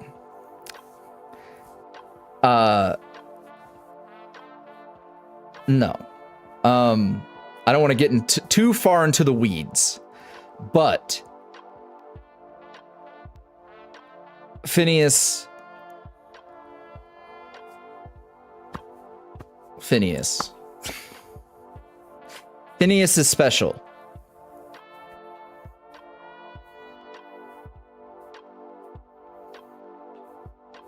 So that is to say, for example, I've talked about Faust and Phineas having an origin of their time at the College of Mages, yes? Well, we know that now Finn is in a tower fucking with things in the beyond. So clearly, we are going back in time in the timeline of events and exploring the origin of those characters. So, if we've then seen at some point after the origins those characters in the beyond, it's a safe assumption they're probably not in Everlast anymore. I know that is a lot. It could be a little confusing, but it's actually not that confusing. I promise.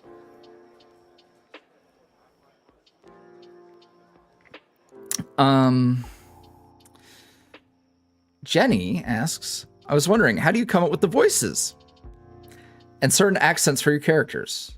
By the way, love y'all's work. Thank you. I just sort of play around.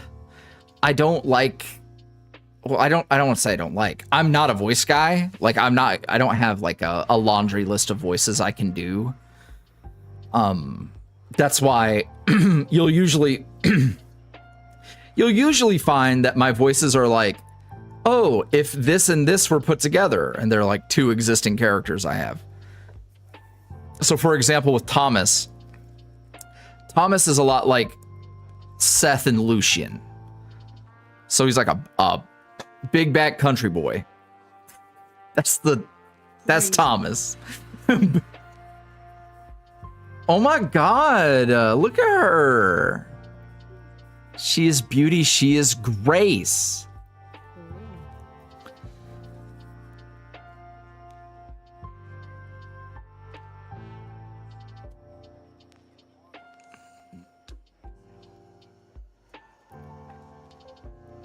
Which of your characters was the hardest for you to flesh out?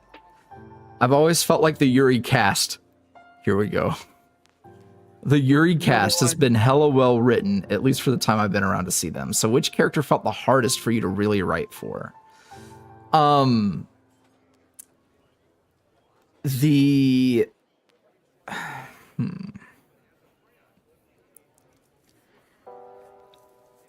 think where I really run into issues is where there's not a lot of motion.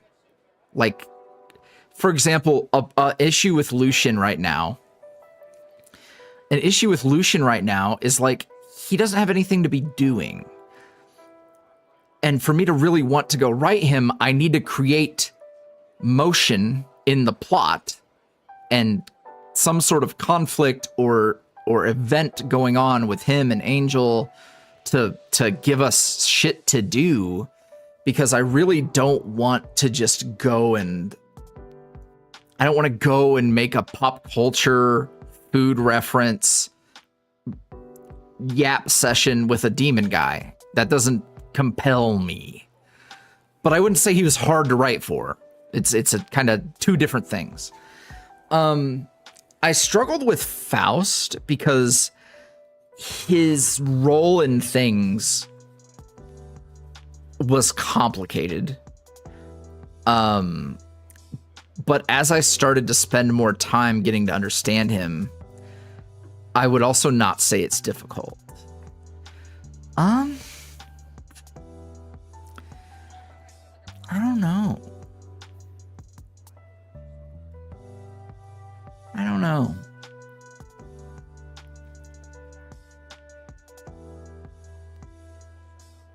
I really don't know. Jack also falls into that category of like, he's so vanilla. He's meant to be used for script fills, and, you know, he has a character now and a bit of a plot, but it is so by the numbers that I'm also not super compelled to go write it. But that's not his fault. Writing him is easy. So I don't know. It's a tough question. Or rather, a tough answer. How much time does Oron spend grooming Gracie? Probably more than your average horse caretaker.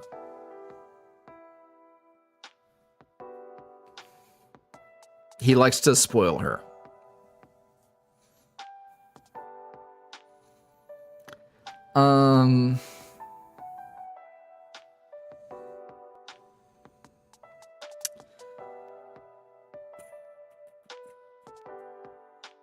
Spare any withered fin crumbs, my good sir. Listen to the upcoming episode of Shattered. Huh? Who said that? There might be crumbs there, perhaps. Given the vines and everything. Do you plan on making any yandere videos content? At some point, we will return to that. I was thinking about little Charles recently. I thought that might be fun just to whip him out. Look at my rat. Look at my demented little rat. Oh, That sounds... he has issues. He does. And the only solution is more cowbell and listener.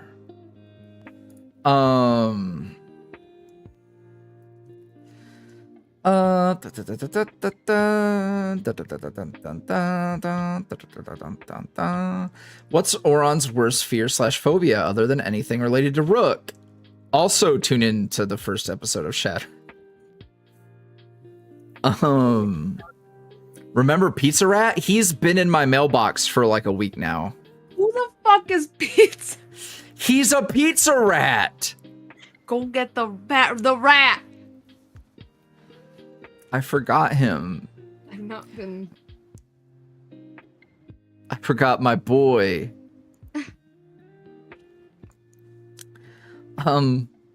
Will we ever get an audio where we get to treat Oron like baby girl?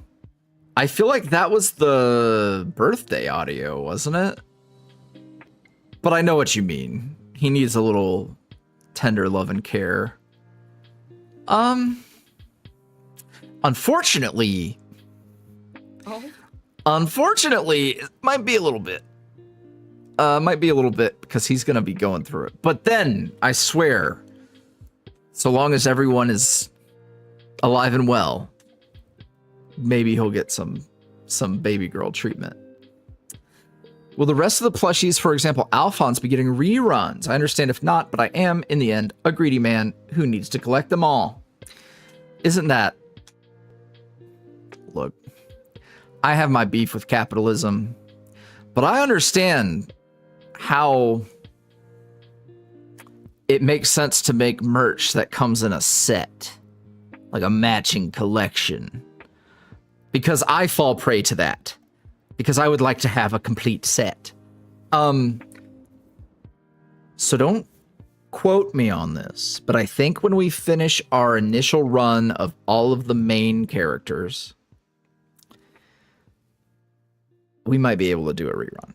I think we've built enough of a rapport and a consistent good number of sales that time has passed and we may be able to revisit.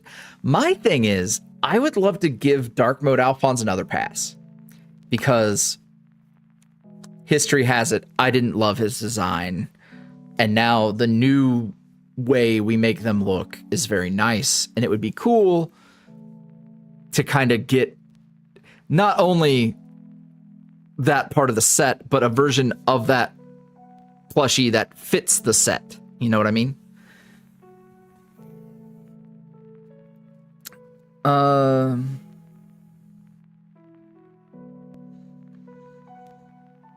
Sunny Dreams asks, how's your day been? You know, pretty good. I hate to report this. This is not an April Fool's. If you exercise and eat a little better, you will inevitably feel a little better. It will not cure you, but it will help. It will help. I had such a great brain day, and I'm sure it is not a coincidence that yesterday I was in the gym. Those things probably correlate. Boom, boom, boom, boom. How do you normally choose a name for a character? I ask because I'm having trouble finding the way to name mine.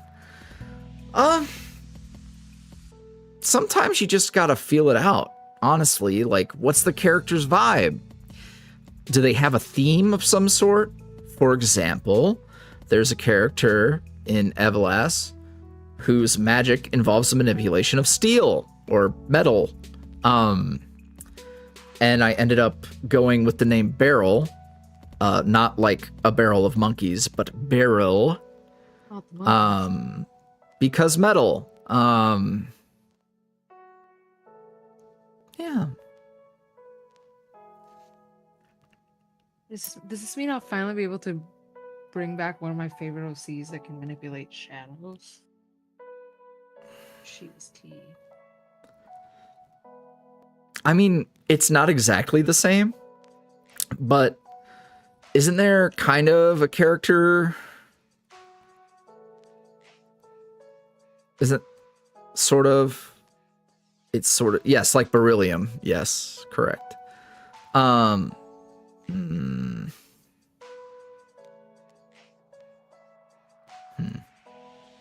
don't know. We'll talk about it.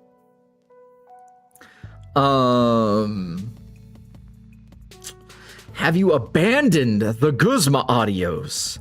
Will there be no more? Goodbye, King. I've lost my boy. Mostly. That's the hard truth. But I do every so often feel like Get the itch. visiting Guzma. That happened kind of recently, but then I started working on a million other things. So yeah, he'll turn up every now and then. Always, because I love him. But, you know, unfortunately, it's the same thing where, like, well, I don't know what the fuck to do with him. And I even tried to give him plot. I tried to follow up on the Galar Guzma debacle with a whole other thing. And it just, you know,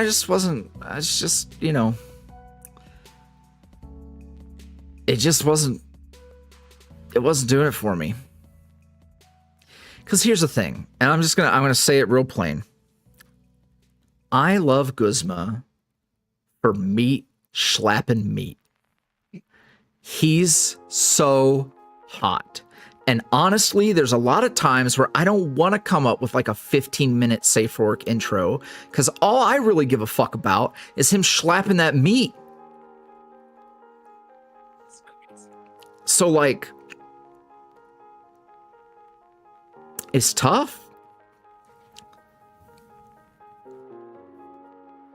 It's like I don't want to give it a plot. Sometimes I do just want to skip that part. What if I ironically go through all of the most cringy, cliche pizza delivery, plumber, what else is there? Like pool boy, What else could he be? Bugman. But He could be the bug guy. Hey, hey, hey, no, but he wouldn't.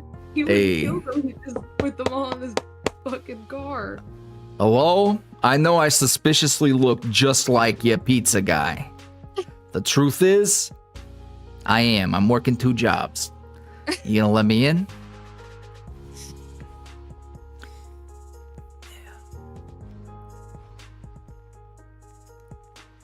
Whole boy Jack would go crazy, actually. This is gonna sound, listen, is this a safe space? It is a place. Please don't be Bugman. But it's not a space. Jack, because he's so boy next door vanilla, putting him in those situations where maybe a more mature, seasoned individual might show him the ropes. I do like that for him. I do. That's the way that you take a vanilla character and be like, oh, what if we put you in situations? He is a jack of all trades. Maybe he knows a little bit of plumbing. Oh.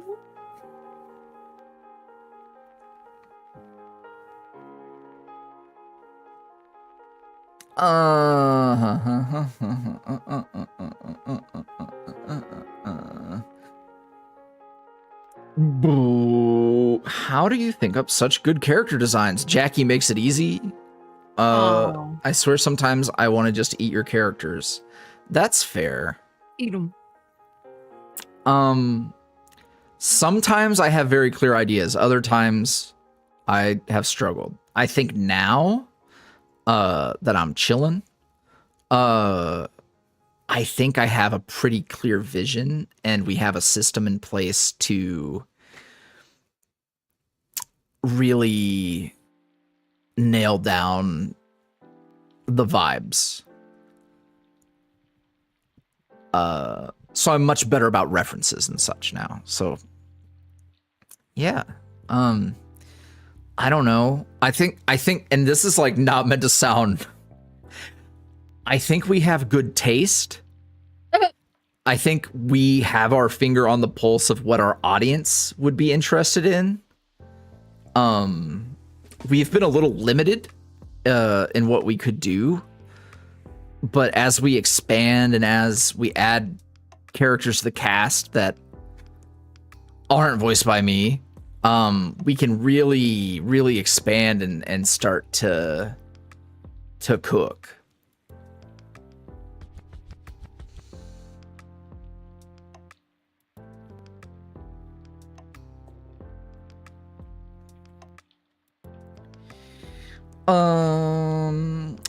When did you get into art, Jackie?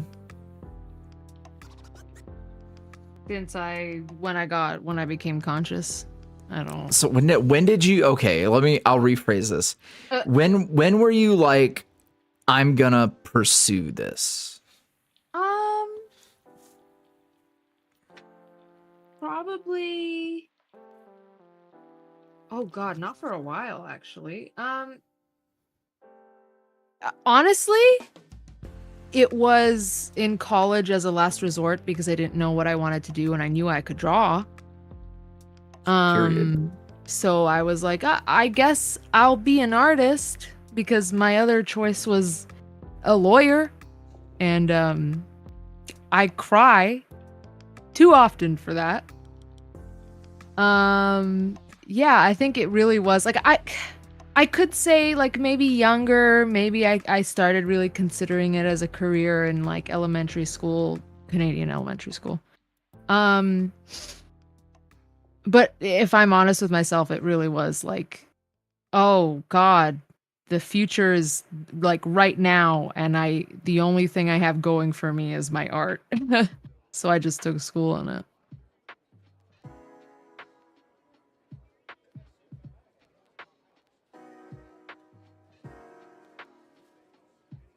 Hell yeah.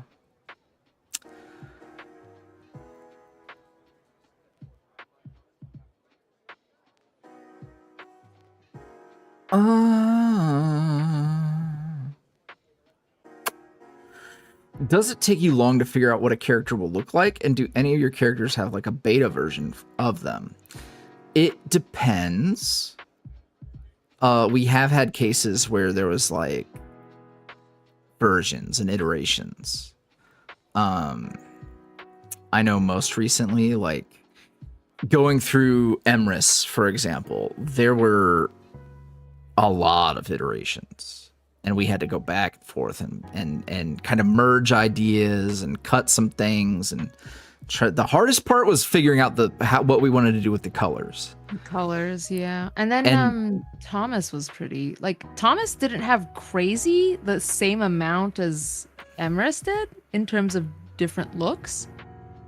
But it was so hard to nail him down. Yeah.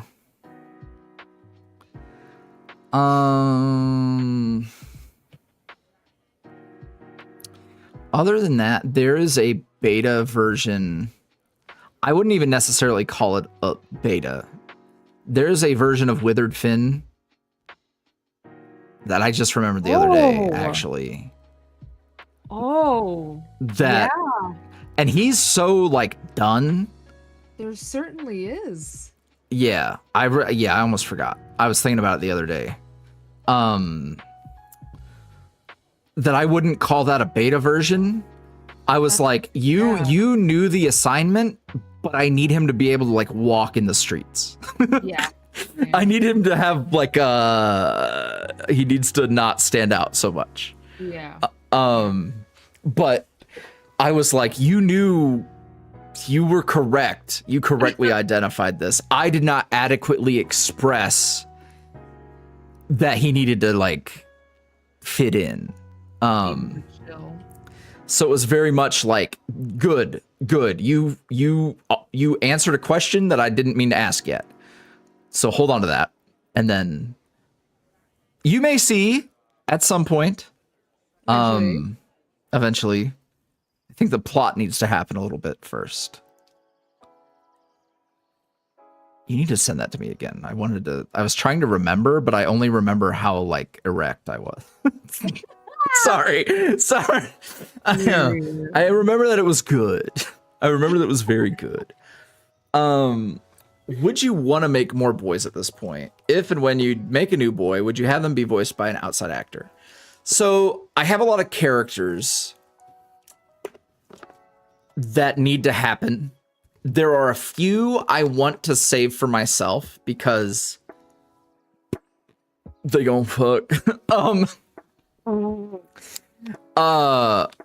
No, some of them need to make money is the best way for me to say that. Some of them do need to be part of the business, if you will. But there are several characters who don't have to be. Now that I'm like, hey, I can write side characters. I can have characters that are important and are around and doing things, but like they don't have to culminate in smut. They could even still be romantic. They just don't need to culminate in you getting,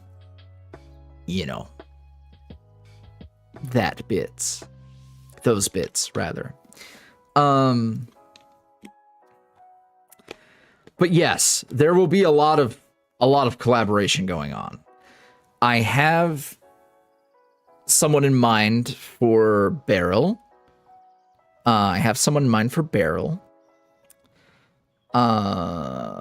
Specifically, and people who are like balls deep in the community might be able to hazard a guess who I'm talking about. I have discovered someone who is willing to be a nasty, reprehensible fuck.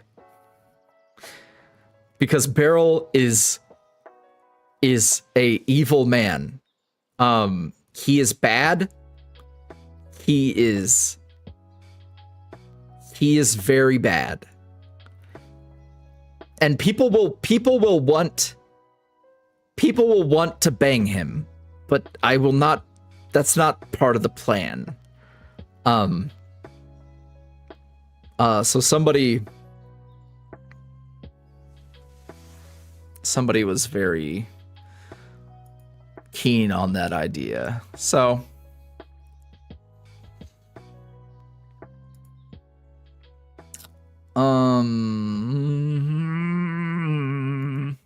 do you guys have any Thomas specific questions?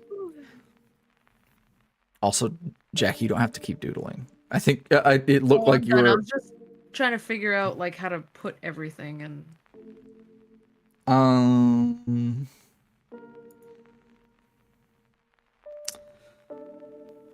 Forbidden bastard, man. You're more than welcome to write all the fan fiction. You're more than welcome to bang him. Just know that, like, some fucking teen on Tumblr will write a think piece about how bad you are for wanting to fuck that man. Yeah. Because you know what? There's like, he's forbidden bastard for the definition of forbidden bastard for teens on tumblr.com. And then there's like, bad man. Yeah. And honestly, he's not. He is bad. He is bad. And the thing that makes him really bad is that he is willfully bad. Right. So like imagine redemption was like, you could press a button and he was like, nah, I kind of like being a hateful fuck. Like, that's him. So definitely someone is going to be like, I can't believe you would want his penis. And I'd be like, well, yeah, because half of the fun is that you shouldn't. Welcome to the world. Guys, I have a fucking Transformers OC that wants to bang a really bad man. Period. Yeah. Sometimes it's just fun, you know? I have my limits, but... He's the type... Oh, I don't even... Don't go into it. I just think of all the nasty things he probably gets up to. Yeah. Yeah, it's Does he a lot. smell like metal as well, or? I don't know. No, he probably smells. I don't think he smells like metal because he's more like. I haven't quite determined what it's going to be like. Mm-hmm. He might kind of be like Magneto, TBH. I haven't determined if he's Gajeel from Fairy Tale, which is turns to metal, can create metal, or if he's I can manipulate metal, or if he's both. I don't know. I haven't figured that out yet. But he's very powerful. He's very, very powerful. He is what the kids would call an Avengers level threat. Oh my God. Because he is basically like an Avenger that is evil. That he was like avenge. He was literally part of the Avengers and was like, ah, no, what do you mean we've been used for evil? I like that. And if you watch closely, you might run into him. You might run into him in Thomas's series. And also Faust and Vin's. Different times. Different times on the timeline, but yes. Yeah, I ain't gonna lie, y'all. I really did I was like, oh, you mean the antagonistic professor at a magical school? I did kind of just jack that. But you're damn right. Is Mark a worm in Everlast? Mark? He should be. Oh my God. Okay. Thomas is one that I'm really looking forward to. Any facts you can share that aren't spoilers or already mentioned?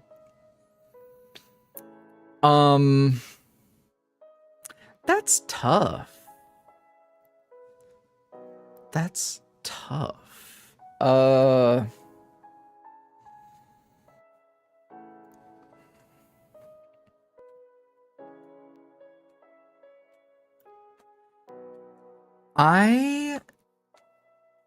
don't know. I don't know, actually. I don't actually know. Thomas is our big beefy blacksmith boy who debuts on Thursday.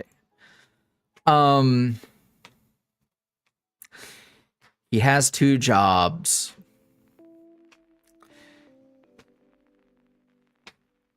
He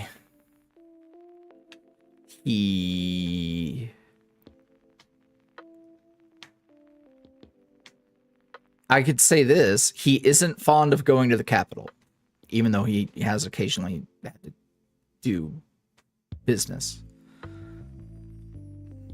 Don't let Mark turn into a worm. Perhaps Mark is more like I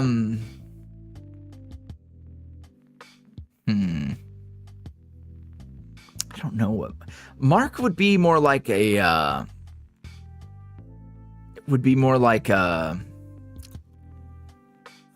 some kind of weasel, like a ferret or some kind of mink. He would be like if a mink was a merchant in a fantasy world. That's not who he really was. Let me clarify. I'm not saying that literally would have been him in Everlast. I don't think he would have been a magical ferret. But that is a cute idea. Of the current boys, who is your favorite and why? Jackie, oh Jackie. What? Who's your favorite? Fucking Mark the Worm. Oh, Oron. It's Oron and then Seth. But yeah, if you follow me anywhere, you'll know who my favorite is almost immediately. Because this wasn't super duper planned, this stream did kind of come together right when 2 days ago Jackie was like, behold Grace. I was like, Mark would have been a good April Fool's idea. People predicting that is like that would have been a great idea. But yeah, you know, it'll happen eventually. Red coded characters. Hey, okay. It is Don't what it is. call me out like that. My current favorite. I mean, I have big feelings about Oron. I think I'll tell you what. Instead of favorite, let me rephrase what I'm feeling about a specific character. I am most nervous and excited to write Alphonse. Nerve-sighted. Because all I have known are vibes. I have not started for a lot of times, a lot of content. I can think of specific lines. I can think of interactions and how it goes. But for Alphonse right now, for whatever reason, subconsciously, my brain has a veil over it. And I think that's because whenever I start, it's gonna hurt. I think when I start to finally go to work, it's gonna be like gut-wrenching type shit. So that will probably make him my favorite for a little bit. I just think that's gonna be a good time. And I will say this, I have really enjoyed writing Everlast, Faust, and Oron. Those two together have a really fun dynamic because of the way that their relationship is that we know. Seeing what was is gonna be a lot of fun. And also getting to know Faust, because part of the problem with Faust has been that people are used to getting the facade. So like in his most recent audios, we do see a little more of what's going on underneath. But with Faust, he's very, with Oron specifically, he's very open. They have a discussion about certain things. Good night, Eric. They have a discussion about certain things that he's very forward with his intentions.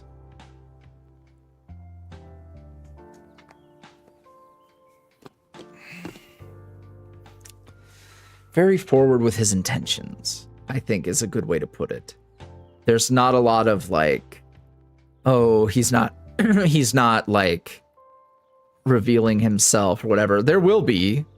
Not everyone's going to be as close to him as Oron is, but with Oron, they have a very frank discussion that's like, hey, shit's like this. And Faust is like, yeah, and I'm going to do this.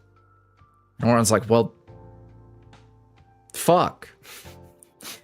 So getting to experience that. And I've mentioned before that part of Faust's problem is that his first impression people have had of him is a negative one. Being rude to service workers is a great way to make people not want to fuck you, by the way. Just in case you guys needed to pick up some game. I swear to you, nothing sexier than being kind to someone who is at work. That's a great way to look sexy to people. So getting to see him being normal, because like he's a fucking nobleman's son, so he is spoiled and entitled, but he's not a snob. I think that's the way to put it, is like, yes, he's rich, yes, he's spoiled, yes, there is a part where he's like, we have to go through the belly because, you know, whatever. And Oron's literally like, what? You got a problem being around the poor? Which is not why he doesn't want to go there. He doesn't want to go there because it's the sewers. Which I don't think anybody wants to go there. It smells like shit. I just... Anywho, yeah, it'll be fun. It'll be fun. And it's big. Like, it's big. I was like, okay, I'm going to write this little thing, and I thought it would just be kind of like a cameo and chill, but then I'm like, well, fuck, this is a whole, like, mini adventure in the course of an afternoon. I'm like, oh, that's kind of cool. And it's helping me world build as well. So I'm excited for that. Do you think you'll be doing a collab with anybody anytime soon? A collaboration just came out with...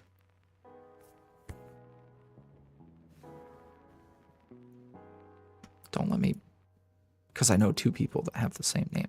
With Kim Carter. Thank you. I knew a different Carter. That was not the person I collaborated with. Kim Carter, which is a MF4F, which is where she plays the big sister of the listener, and Jack is that sister's boyfriend. It's very cute. It's fluffy and not April Fool's. I can't spoil that. That's a spoiler that isn't mine. But there's something that I never do that happens. It's kind of hilarious. So if you're into M for F, that is the thing. I haven't got to share it yet. It's great though. I enjoyed it.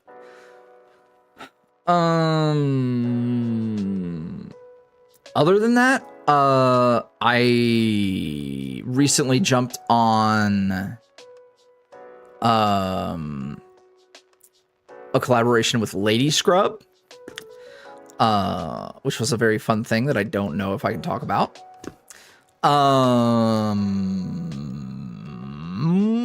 There's nothing else that I can remember off the top of my head. I've been trying to make myself available though. Like, if you are a cool person, if you're a cool person and you haven't been a fucking weirdo and the vibes check out, and you're not,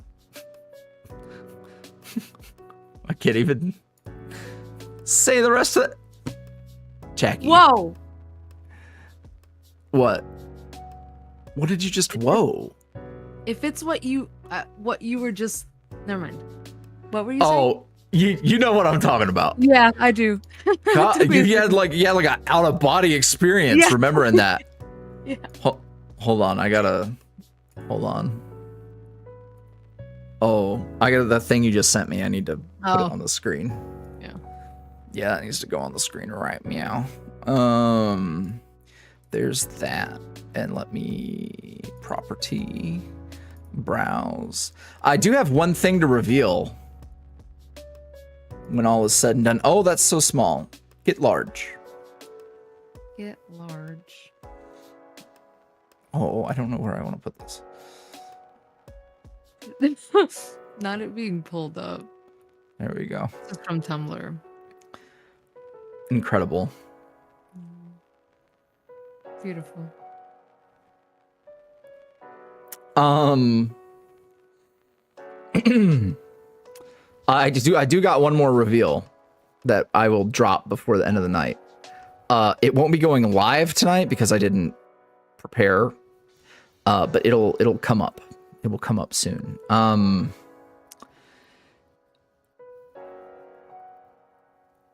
not done with questions. Why do y'all think I'm done with questions? We got a few more.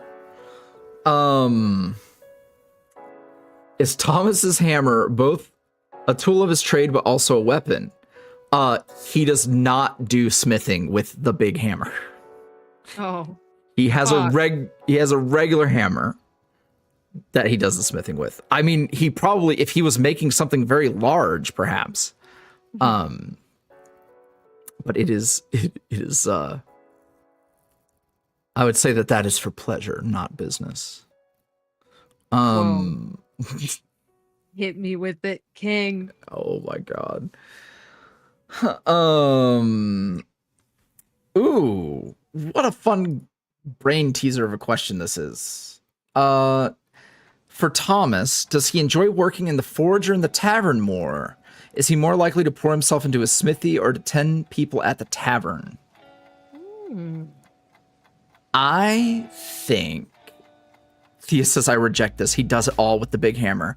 I mean, like forges could be different. I just don't know if it's conducive to working on like horseshoes or magical world. It is. It could be you pour it in the thing and whatever, but sorry, Gracie, you're in some fucking flat horseshoe.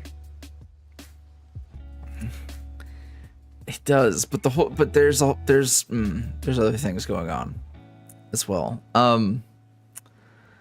No, he doesn't, and it's important to note he will not have the big hammer on him in this upcoming adventure. I don't even know if technically, canonically, he has that hammer right now. But it was like, it's part of the concept. He's going to have this hammer included in the art. I don't think he's ever referred to his meat as anything. Not that he's like, oh my god, he's such a big virgin, because that's kind of a played out trope for fat characters. I don't know if he has ever had a conversation with anyone where he would have called it his hammer. So back to the question of which one would he enjoy more. I think he gets to satisfy two core parts of himself doing either one of these things. So at the forge, he is creating things. I think that's probably where he's more introspective. It's where he does a lot of thinking. It's where he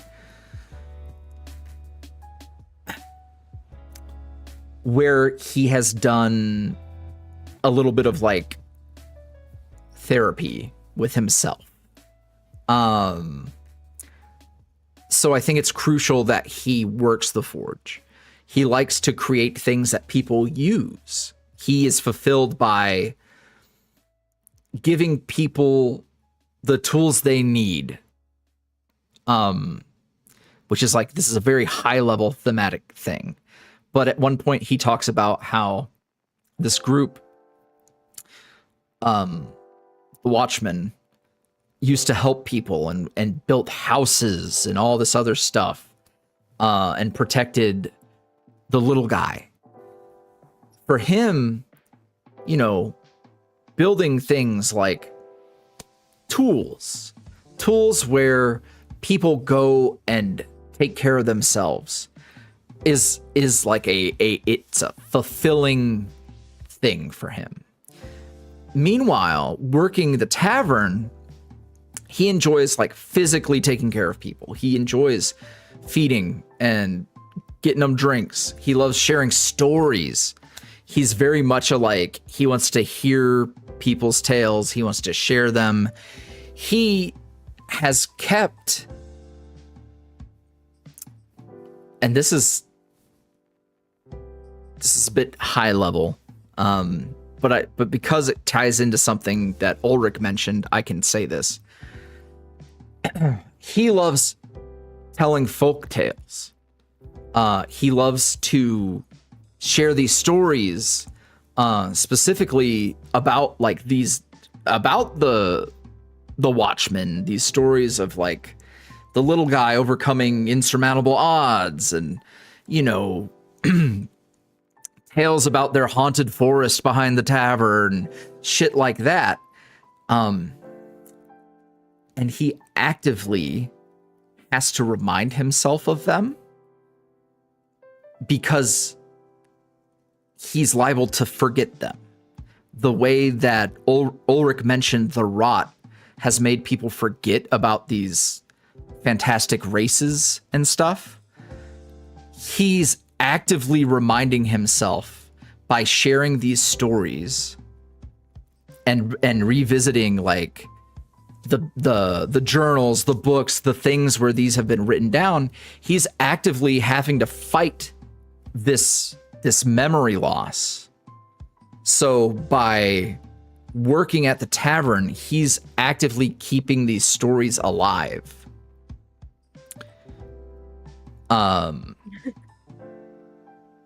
That's really cool. And that's the first time I've ever explained that out loud. And that's really fucking cool. I cooked. Not to fucking stroke myself, but that is really cool. You're gonna have to come back and like write down things you've said in this. Oh, I know this one because he references it.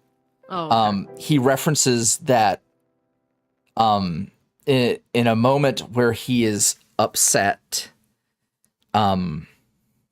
he makes a point to mention that there's someone he's going to forget, and the only thing that he has left of them is letters. And he has to hold on to these, or otherwise that person's gone. And the person he's upset with, he holds them responsible. So there's very I didn't mean to do a fucking like Hamilton, why do you ride like you're running out of time? But like letters and communication that he's kept over time is really important. So this idea that like, hey, all I have literally are these physical memories. And if I don't have these physical memories in writing, they are going to disappear. So, and a little bit of context is that there's not, some people are unaware of this happening. Most people are unaware of this happening because for them, if the massive population has been exposed to this, by the time anyone realizes anything, something like they're too far gone. Like you'll mention something, they'll be like, huh? And then like it's gone. Like you can't get it back. So for him, it's like, hey, I've had to tell these stories to people. This is like eldritch horror that I'm going to give you. Imagine that you've inherited your family business working at this tavern. And you grew up around these stories being told. You've heard these stories of these heroes, of these fantastic creatures, and these adventures that sound larger than life. You've heard about this fucking cutthroat pirate fucker, and you know all this shit. And as you're growing older, you start to realize like, hey, didn't Jim the farmer, haven't I told you this story? And Jim's like, no, you've never told me this story. And Jim's like, I don't even know what you're talking about, but it sounds cool. Tell me.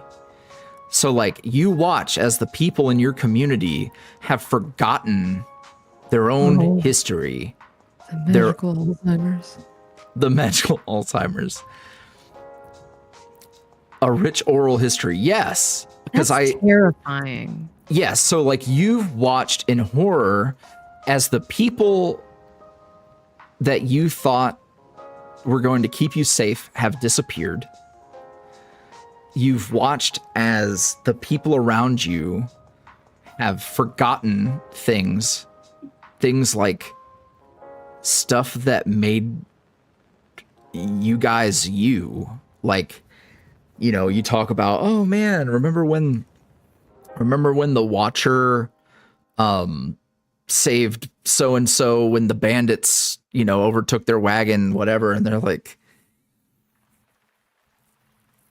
yeah, but like they clearly don't know what you're talking about. That's so scary. What the fuck? Yeah. So there are a select group. Well, I say select group. There are some folks who have fought it off. But in general, the people who haven't fought it off have just accepted that this is what it's like. And like, if you think about it, it's like remembering history, you know, if you want to get, I don't know, whatever about it. Remembering history, like stuff like art history and stuff, is the pulse on humanity. And if you start to forget the past, what's to say, you know, it won't repeat itself a lot easier. Yes. That's a whole part of it. It wasn't necessarily super intentional, but like, yeah, that's, you know, which is all very fitting with our current situation in the world. So yeah, and what I've realized with Thomas is like, you know, he was just a cute idea at first, but Thomas is really personal to me because a lot of the reason I'm doing what I'm doing now is because of like stories shared around a campfire, you know, on long drives. There's one thing a motherfucker can do, and I'm really good at telling you a little story. And it's because I grew up with my dad telling me all these stories, a lot of them that I should not have known.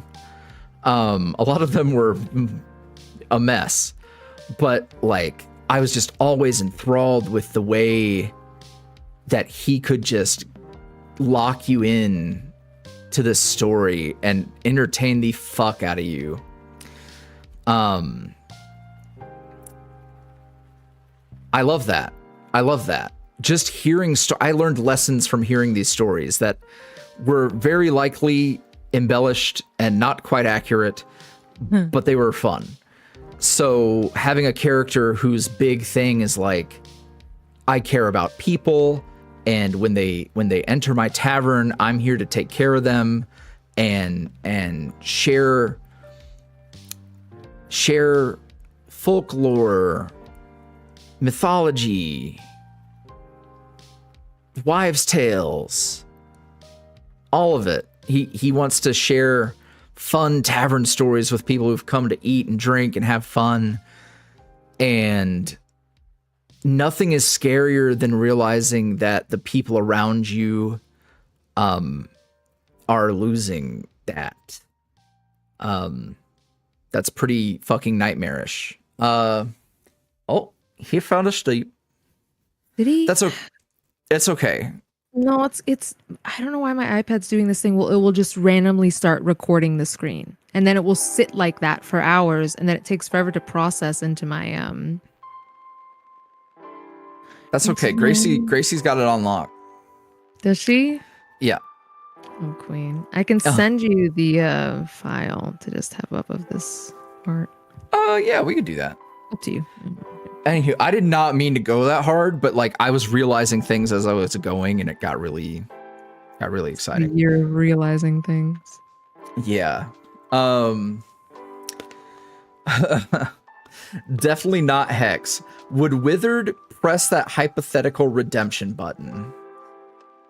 I don't think Withered is not the sort to think that there's anything to redeem right now.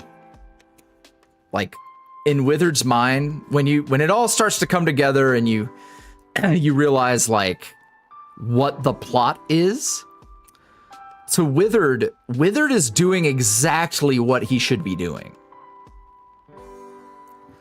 And it's much more of a why the fuck aren't you doing what you're supposed to be doing situation. His methods may be aggressive. But it's very much a fine, I'll do it myself type of situation. I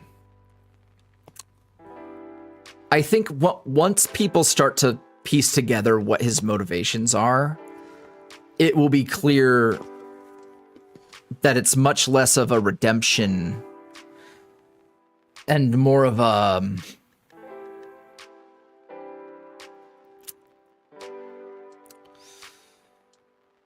I don't even know. More of a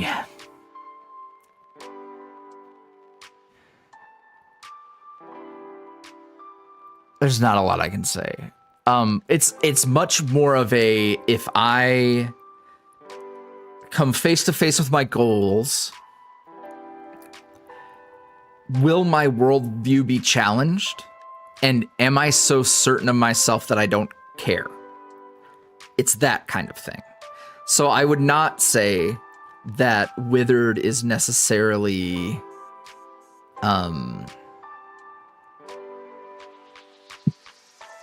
evil. Like, definitely not a chaotic evil situation. Like, this isn't someone who's just fucking shit up because it's fun. Like, there's a reason this has to happen. And something that needs to be accomplished if he's ever gonna be okay, basically. Which is, I know is all very vague, but it's much more, you know, it's like when you come to a crossroads, right, with yourself. You have to make a big decision for yourself. And I'm not talking like, what am I having for breakfast? I'm talking about like, do I cut this person out of my life forever type of thing? Like, do I like, what shapes my worldview type of question? And you'll ultimately go one way. What happens if the part of yourself that would have went the other way and resents you for not going that way?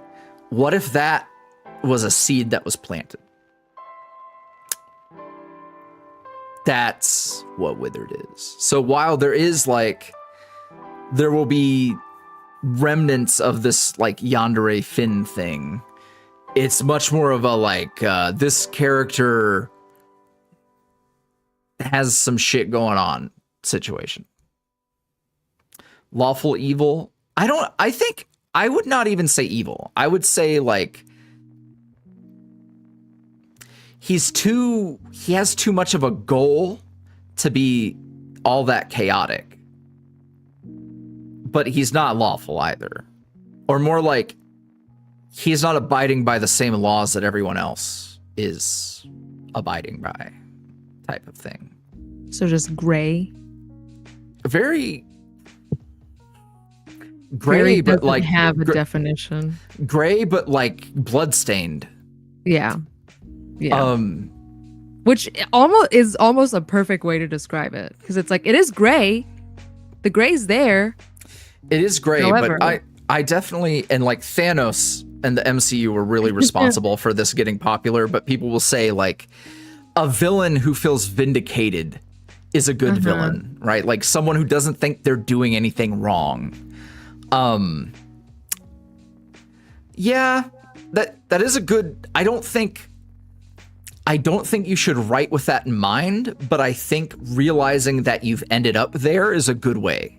You know, when, for example, them with Thanos, I think when they finally realized what they were cooking with the like, hey, he's really convinced that the universe has to be this way, otherwise we will ultimately implode again and again and again and again, even though his logic is not logical.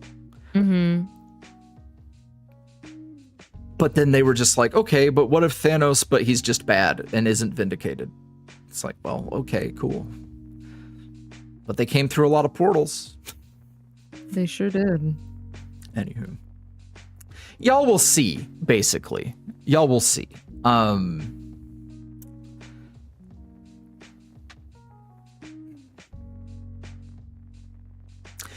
would say that rather than thinking of like the chaotic good whatever grid, think of it more like, oh, I just fucking lost this. I had such a good line and I just lost it because I started thinking too much. Yep, it's gone. Oh. Well, you know. Shoot. Yeah, I'll figure it out.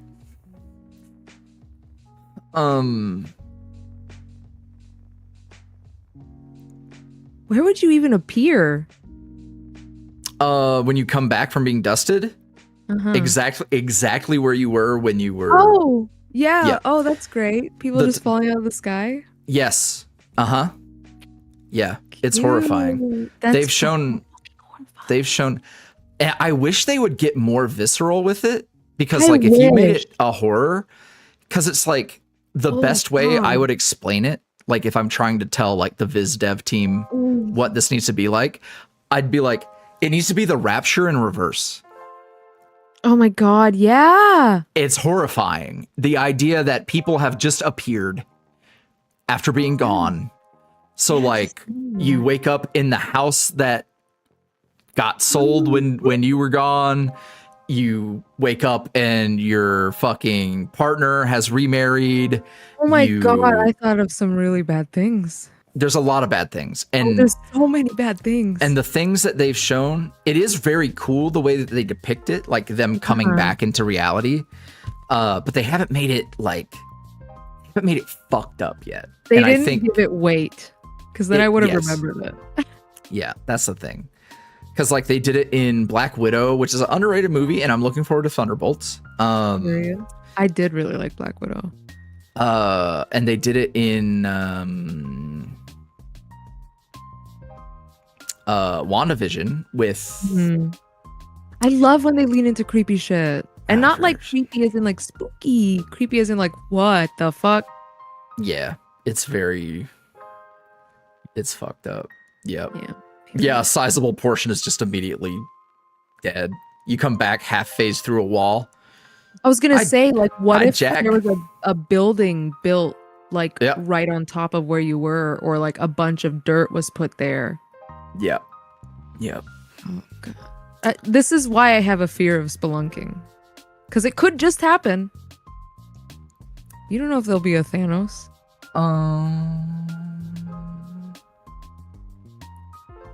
There's one place you'll never find me: a cave.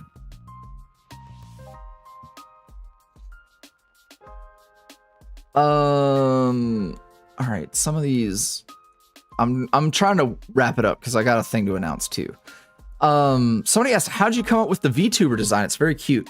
There's a specific artist, and I had never seen someone do a line broil on a VTuber model before, and they had made one model. And I was like, hey, and the thing is like, I could tell they would draw me very cute. And they did. There's a lot of like, for my big folks out there, you ever see an artist and you're like, you'd be able to draw me cute. It was one of those things. I'm like, I would look really good in their style. Whereas a lot of, especially in the VTuber, your general VTuber artist community, it's like, you have to really look for somebody who would make a large person look good. Cause like I saw the way that they did hair and the face shape, and I was like, oh, they would draw me so cute. So I just sent them a bunch of selfies. I just sent them a bunch of pictures of me, and I was like, figure it out. And they nailed it first try. I had no notes. I was like, well, that's me. that sure is me. You're right. Yep. No, I would love to commission one, but from them, but I don't think they've opened up commissions in a while. This is also tea I shouldn't spill. I've DM'd them before, and they would make themselves available if really needed. Yeah. Fuck. That's good. We'll end on this one. Was it always the plan to have Finn be so essential, or was it more so a thing of you having the character and wanting to do more? Yes. So a lot more the latter there. So story goes, I knew I wanted a soft boy, and it was kind of on the back burner. And we had a script come in that was an ambiguous character. It probably would have ended up being Jack, but I had been working with Jackie. So it was like, well, we could turn this into our soft boy, because the idea of like a soft florist creates a very strong like visual image. So like Finn was very easy to design. Like Jackie was immediately like, I didn't have a whole lot of notes. We were just going through hair colors. Yeah. And honestly, it should have been really easy to pick blonde because he looks like a sunflower. Like right. The green, the brown, the blonde. It should have been my first pick. I really liked the idea of doing a lavender hair character. Yeah, we had lavender, and then he also originally had the maroon, no? I think so. And I was just like, these aren't the vibe. Work. Yeah. So there were however many installments in the Talk Floral series. And then I was like, okay, well, I'll take the ball and run, right? So there's parts of Talk Floral, like you may notice that Finn, outside of those scripts that were written by Alicia Drace,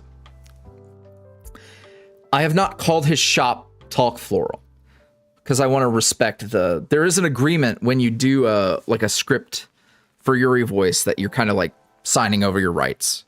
You just have to, because it's like, otherwise that can lead to issues. So it's like, hey, if you're giving me this and it gets used, like, you know, I gotta be able to work with it. So I took the ball and ran. I added in some of his magical whimsy. And yeah, but the thing is we started to run into the same issues that I've had with Jack and Lucian.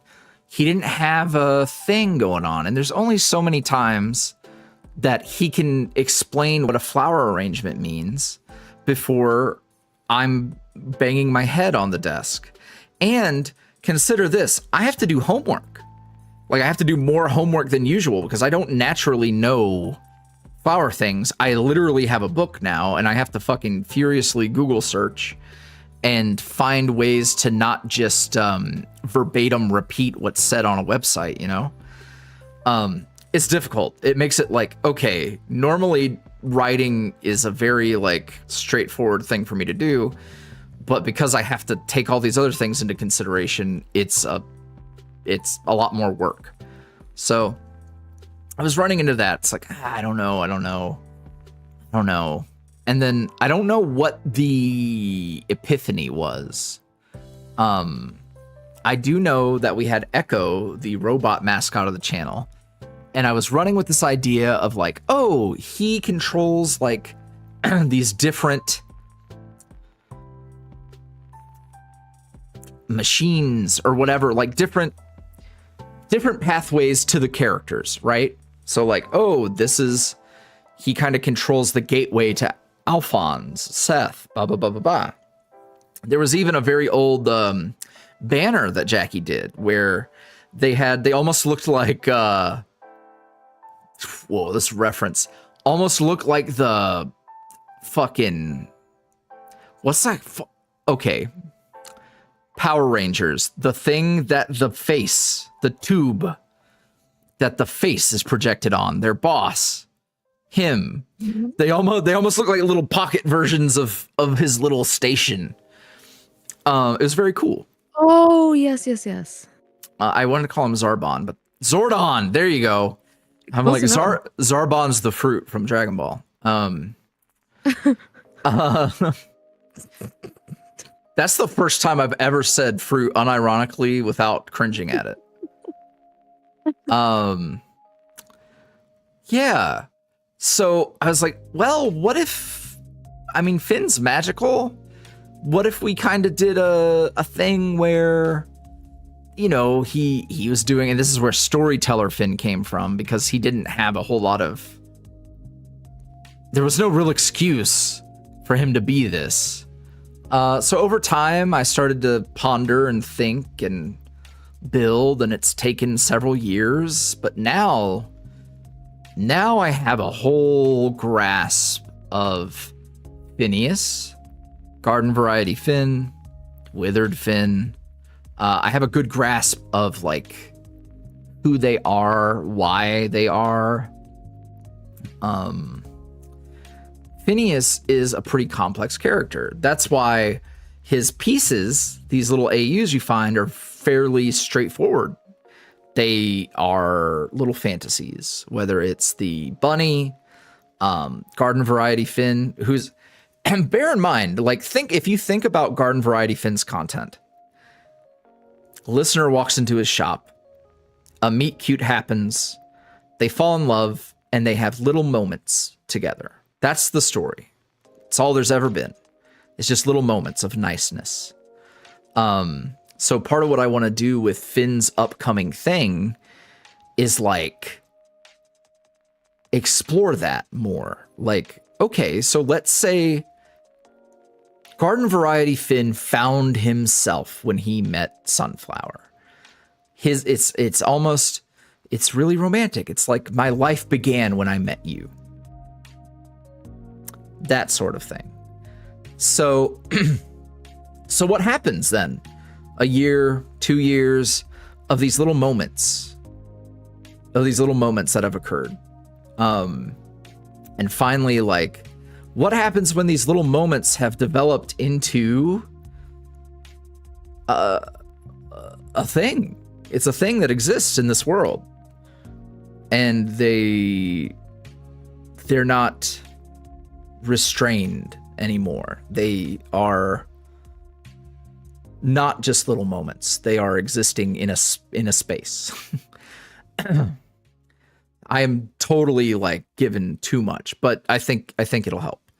Mm-hmm. So the idea is like, okay, so what does the flower shop owner in the city, the cottagecore boyfriend, why is he in a city? Like, why are you there?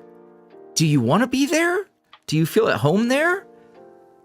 Or, like, do you want to go see the world? Do you want to go on a little trip? Do you want to be in nature more? And that's where I started to, like, put together this plot.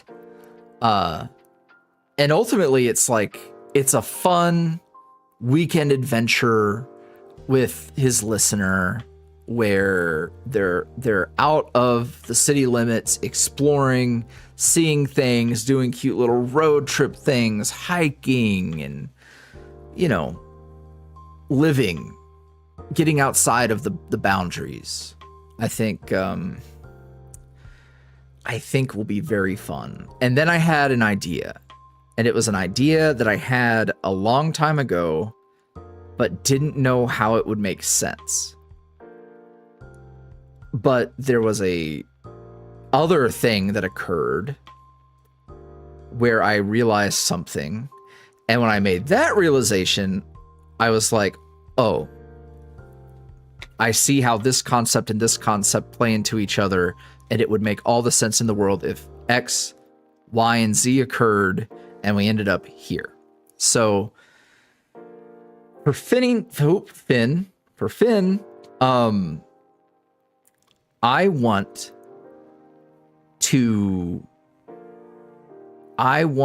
to take him to a place where I'm excited and where he would be excited. Because as much as I think he loves Sunflower, I also think if he owns a flower shop in a town, city, in a populated area, I don't think he loves that. He's literally called cottagecore. Why are you in an apartment? You know? So it makes sense to me that this character would want to change. So I think getting to explore that. And you're right, we never got to see their first date. So I think what's fun is like, as we do this long narrative audio, I want to play some of the hits. Like, for example, eventually they will be hiking, right? I love that honeysuckle audio where he's talking about how he's many things, but today he's just a honeysuckle. Well, I would like to kind of revisit some of that and play those hits where, hey, yeah, we are kind of moving on from everything that happened in that compilation, but I also want to hear the echoes of what came before in this new piece. So I'm very excited for that. Whew. Okay, let me reveal this thing so I can stop talking. Also, like dinner and Daredevil. Oh my god, Daredevil. Oh my god, Daredevil.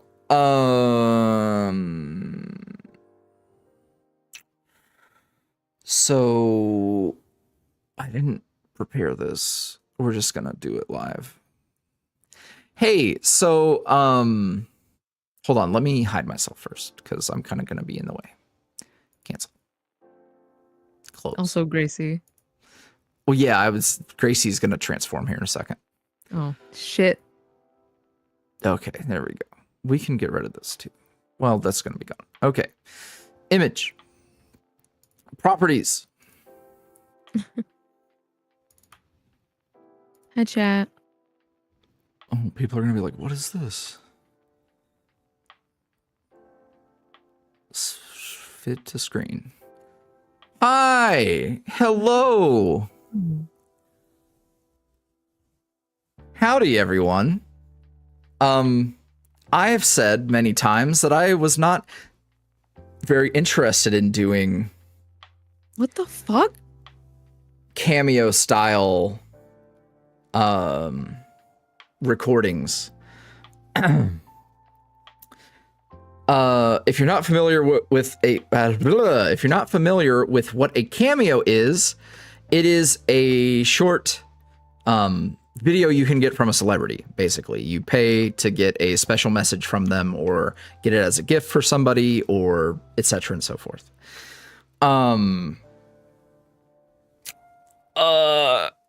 I never wanted to do that.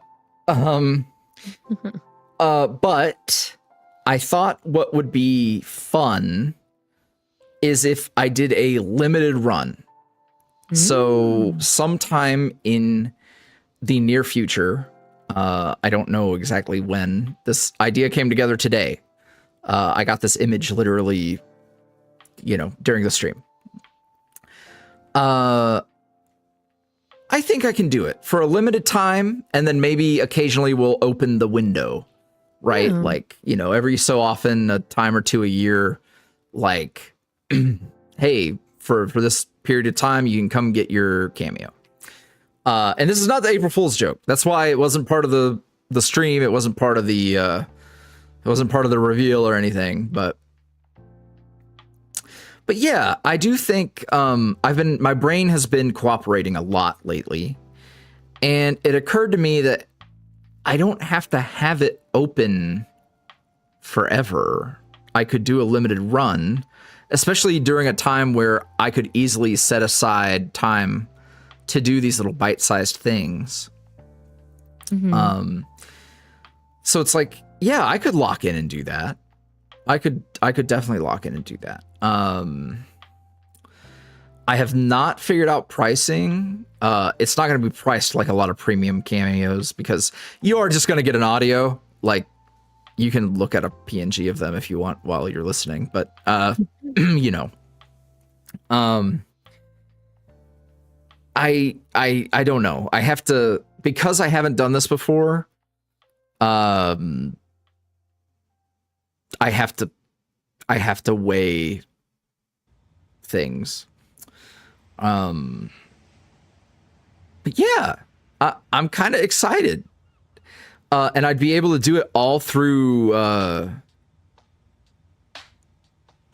would be able to do all that through my fourth wall shop. So YuuriVoice.com, it would basically be, you know, okay, you're getting an order for an item that I have, but the item is a Cameo. Mhm. And at checkout, there's a space where you can give me a message. And that would be where you would tell me, like, what character, what message do you want, blah, blah, blah, blah, blah.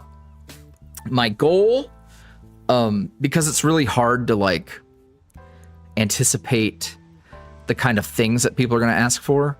I'm just saying, like, it'll be like 1 to 3 minutes, depending on how much you give me, in terms of, like, stuff to work with for the message. You know, if it's like, you know, tell me I'm pretty. Boy, howdy, whatever boy you want is going to tell you you are beautiful. But around minute and a half, I'm going to have to start getting, but pretty creative. But I will do my best. But if you have like a, hey, I'm celebrating this, or I just accomplished this, or I need, you know, I need some comfort for this, or, you know, yeah, don't waste money on ring. Also, like, what I don't want to do is break it down into, like, I want 10 minutes, 10 seconds this, 10 seconds this, 10 seconds this, 10 seconds. I don't want to do that. Just make it a mess. One simple, straightforward, because otherwise it becomes like I have to stop, record, edit. Oh, did I do it right? So it'd be better for everyone involved if it is a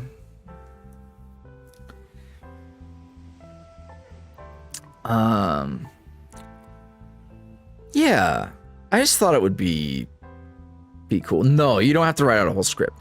And you can have it addressed to you personally, or you could use their listener's insert name, whatever you want to do.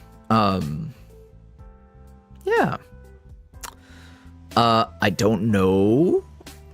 No, it's every YuuriVoice boy, Guzma, and Sidon. I'll do that. That's where the Guzma is gonna start popping out. Can we do Withered Fin? I have to play with his voice more. I mean, I can do the unhinged thing still. I would try.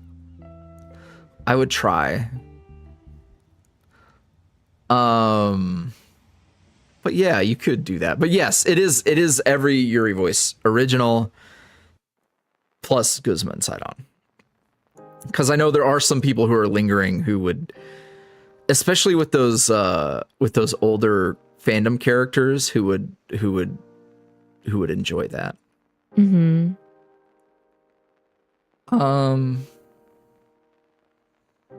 yeah. So it'll be a limited time thing. I will figure it out in terms of pricing. I don't want it to be like super premium. Like I don't want, like you're not going to be spending $100 unless you got multiple, which Go off. I do like money, so you could do that. And yeah, I was actually, I'll tell you guys why I came to this conclusion here shortly. Yes, I've written basically what you will find on the page. And it is safe for work, PG-13, like, you know where the line is. You know, I'm not gonna, no plaps, no implied insertion, you know. It is strictly something you wouldn't mind someone overhearing. Right. That's a good way to put it. Yeah. Yeah.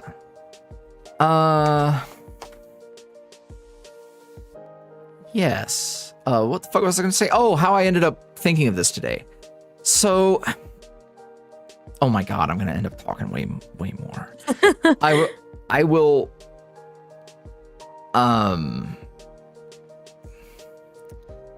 I will say that I've been working on my quality and my skill lately as a voice actor, and I was inspired to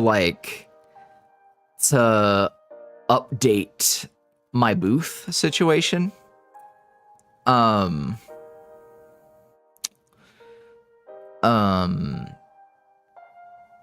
the one that I'm looking at is expensive. So, I see. It would not hurt to do a little extra, I guess. But I have been, if you guys want something mushy to end the night on, I said mushy instead of mushy. Mushy. Ew. I've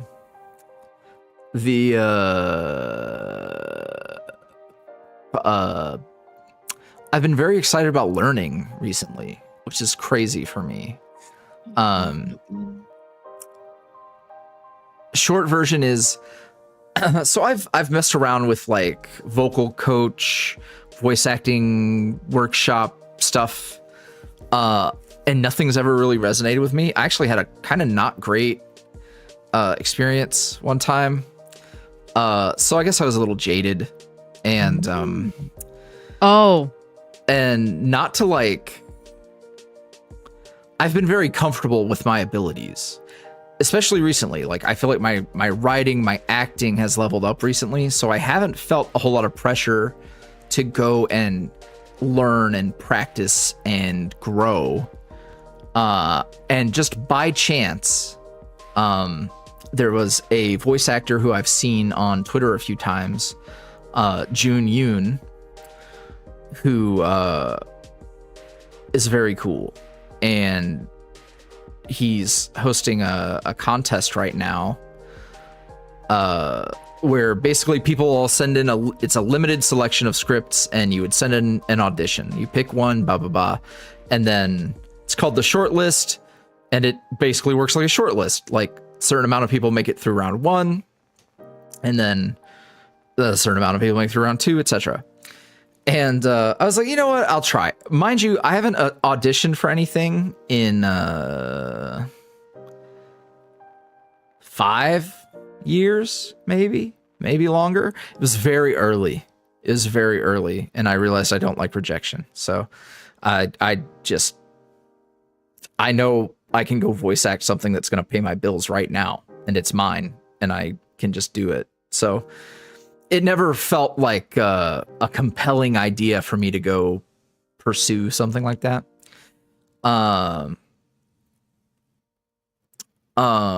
fun story about that. So I decided I wanted to participate, join the Discord server for it, and have been hanging around. And then the option came up to voluntarily put your name into not a hat, but like put your name in there for being like reviewed on stream. And I was like, oh yeah, cool, I'll do that, which is kind of crazy. Because so I don't know the art of auditioning. I was just like, oh, I don't know what to expect or anything about this guy or whatever. So I made my okayest audition. This might shock you. Your okayest audition will not be very good as an audition. So I tune into this live stream and I just started learning so much, so fast. Like, there were gems being dropped every fucking audio. Like, this guy, first off, he's very dad coded. Tells dad jokes, is a dad. Yeah. Love it. And also turns out that he taught high school theater for 11 years. So no fucking wonder he's a good teacher. Literally was a good teacher.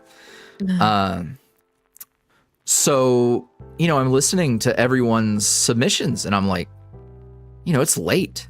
And normally anytime something like this, I will bounce off of that stream within 5 minutes. Like, I don't give a fuck. But the vibes were right. The vibes were so right. So I'm like listening, and every piece of feedback, one, he's very nice. He knows exactly how to offer criticism without bothering people. And voice actors are a very sensitive lot. But one of the first things he said was, good is the expectation. Like, everybody who's doing this are gonna be good, but you have to do more to stand out. Otherwise, you're just good. And I was like, well, fuck. I literally, on purpose, sent my goodest... I sent my goodest take. I didn't make any bold choices. I didn't stand out at all. It was very tame. So on the first night, I knew that I was out. On the first night, I knew. But despite me being a big baby who doesn't like criticism, I was engaged and active. I was active on the server, being nice to folks, being encouraging, just hanging out. And like, homie had seen me around, so he knew that I was like engaged with what was happening. And yeah, last night we got to meet. It wasn't good. But because he saw that I was watching and how I had like little notes to say as we were going and how locked in I was, he was like, Yuri, I've seen you around. I know, like, I've watched you like interacting, like, you know everything I'm gonna say. And I'm like, yeah. And just like kind of was, I gave my own critique. It was like, yeah, exactly. But it was so cool learning, one, the parts that so I knew that was going to be bad, but the part that I thought was going to get me is the way that I hacked it all together. Because my editing, I don't try super hard. Like, if I have 15-second chunk, hack off the end, start again, next, hack off the end, start again.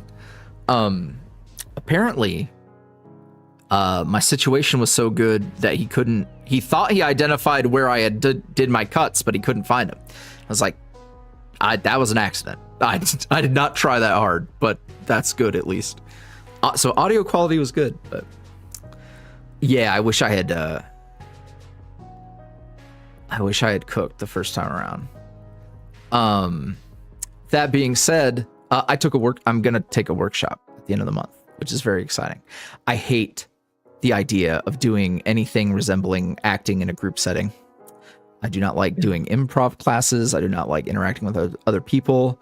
I do not like being perceived, but I'm gonna do it because no one has made me excited to learn since I was a teenager. And that's a very cool feeling. And I told him that. I sent him a message and was like, I'm not gonna like talk your ear off, but I just wanted to say, like, it means a lot that I ran into somebody who made me excited to push my limits, because I have not been pushed in a long time. That's really cool, because I have been very, I'm good at self-scouting. Like, I don't you know, I never get too comfortable. I'm always like, I know what I need to work on next. But finding something that, and like, not to sound, I know I can cook. Like, I know I can cook. And I was so frustrated that I was like, I'm going to play it really safe because I don't really understand this. Like, showing up to play pickleball when you're on a fucking tennis court. Like, well, to be fair, they're both played on a tennis court, but pickleball and tennis are two different things. And I was just like, I'm really looking forward to the workshop, because I am excited to show you what I can do when good isn't on the agenda. So I'm excited. And the vibes are right. That's the big thing, is like, one, just from comments he's made, I can tell that this is someone who morally and politically I align with. So I'm like, oh, okay, good person who shares my perspective on things. Anywho, I adopted a Korean dad. So, not to be parasocial, but that was very cool. So I'm playing it very cool as well. But nah, it's interesting. Also, some of these scripts that I found for the workshop that we're gonna, because there's like a big pool you can choose from, and then you need to let them know which one you're bringing. Some very fun ones. So I'm like, oh, I'm gonna be able to show up and show out, so long as I don't let my nerves get the best of me. But I think my excitement is going to overcome my nerves. That, and like the general community he's fostered is very nice. So yeah, it's a wonder when like the thing you're learning is taught well and the actual skill of teaching is applied. It makes it like super fucking enjoyable. yeah, well, I've talked a few times, most recently is on Tumblr, but like I've talked about how I don't have a OG. Right. Like, I don't have somebody who brought me up, you know. In a lot of fields, you'll have a mentor, you'll have somebody who like you can go to for game, like somebody you aspire to be like. And like the way I came up, I've never had like somebody I had my eyes on, right? Like I've had peers that I respect, but I have never felt like I really ran into folks I felt I wanted and needed to learn from. So not to say I'm dismissive of like, if I'm looking at someone across the table, I'm like, oh, you don't have anything to teach me. Not like that. Right. But like when you can readily see knowledge and experience type shit. Because like you can learn from anyone. You can learn from a beginner. You can learn from someone in a whole different field. You can learn from literally anywhere. But like there are times where you run into someone who speaks your language in a teaching sense. Even to the point where like I'm able to bounce thoughts as well and get good feedback. So like Right. if I say something like an observation I made, you know, it's a ooh, yeah. So like it's not only a oh, this guy's smart, but like, oh, he speaks the language I try to speak when Yeah. I'm digesting knowledge.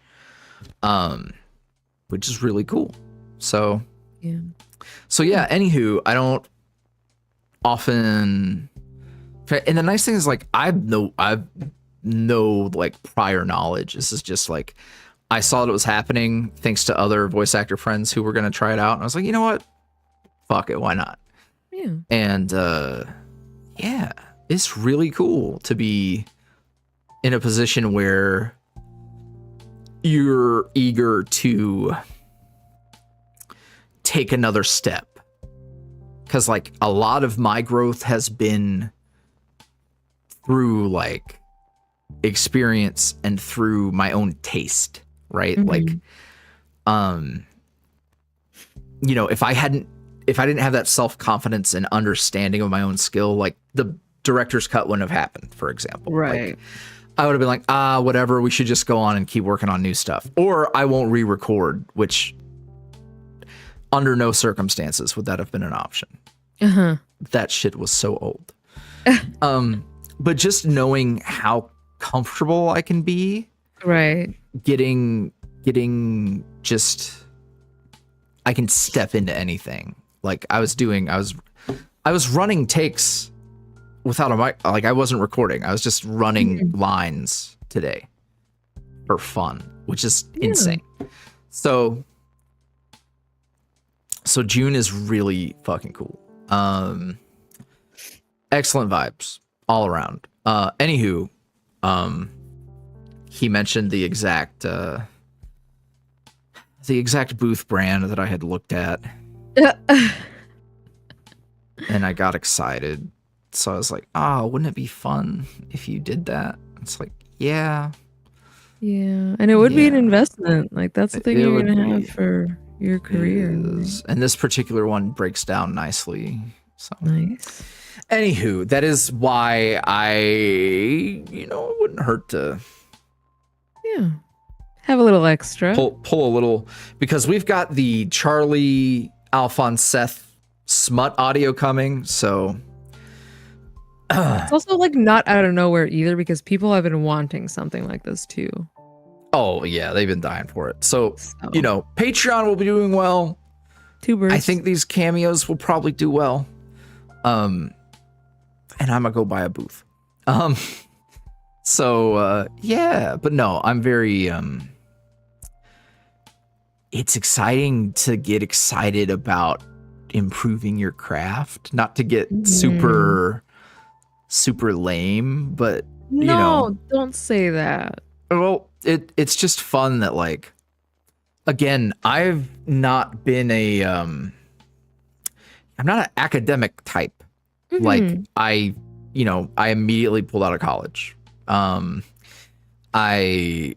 But when I've had teachers that I vibe with, I lock in because I'm having fun. Like building muscle is fun. So like when my theater teacher in high school, a very specific English teacher I had, they were able to get results out of me. Right. And running into someone who like has that same method, I'm like, well,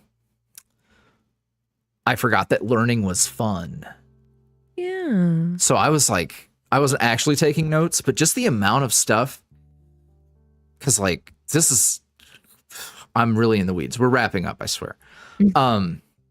A good teacher, like vetting your teachers is really important. And a good teacher is able to find new feedback in the same problem over and over and over. So like the sheer amount of like submissions that have been for this contest, hundreds, almost 1,000. And there's, been like 200 to 300 that are happening on stream. And being able to, and a lot of them, it's a lot of the same issues, but he's able to like hone in on good feedback and good critique. multiple times over. Now that we're really deep into it, because it's definitely been, he did, I don't remember where we started.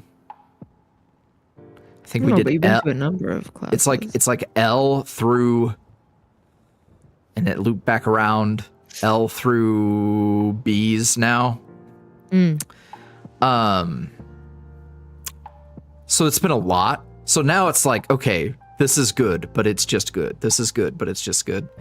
But that kind of is the issue, where it's like a lot of people gave you the most expected thing and did it decently.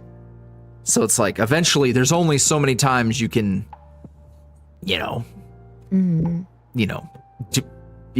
it's so samey, like there's only so much you can do. But I mean, I probably walked away with like, I mean, if I had bullet pointed, jotted them all down, probably like 30 gems. Yeah. And you could do an entire workshop and not walk away with 30 gems. You could do an entire one-on-one and not walk away with 10. Like so just the knowledge and understanding what a pro is looking at, I think that's the thing too. Like, I never bothered, and there is some level of validity to this. Money speaks loudly. So it's like, hey, if people are paying me for this, how hard do I really need to keep trying? Like, I can just, I'm at a great level. The business is working. I don't have to update my audio program. I fell in love with the one that he uses because it can do a couple of things. So I got that as well. Just little stuff where it's like, oh, I could improve this, or I could work on this. And it's fun, rather than feeling that like panic and obligation you have, where it's like, I'm in such a competitive field or whatever, which like auditioning is a very competitive field. That's why I don't do it, because I don't want to compete. But I can learn a lot by learning. Yeah, and it's also just like process. Generally fun. Like, even if, I mean, I'm a very big believer in like learning for the sake of learning. It's great and needed for when you want to apply it to your job and your life.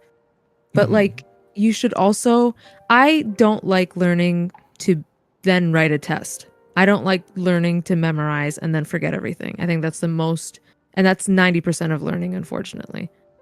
But like, I'm super into art history in the most like boring. I could watch 3-hour videos with a monotone ass motherfucker telling me about, the black paintings that Francesco Goya painted. And I will eat everything up, because I know I have no obligation. The only obligation I have is for myself. And my obligation is I want to learn more, right? And there's so much fun in that too. Okay, chat. We're at a good stopping point. So it's not supposed to go this long, but I am very excited about things. And I wanted to explain why I was doing the Cameo thing, because it was part of something that was very fun. There we go. Yes, I would love to. I would love to do like a YuuriVoice community, like voice acting thing. I think that would be fun, because I know there's a lot of people who would like to play around and try it on, and I think that would be a very cool thing. Yeah. All right. My brain is smooth. My tummy is hungry. My ass hurts. So stay tuned for updates. Thomas on Thursday. TBD on whatever happens after that. But we got things happening. So take care of yourselves. Thank you for hanging out. Thank you for loving Gracie. And have a good night. Have a good night, y'all. Bye.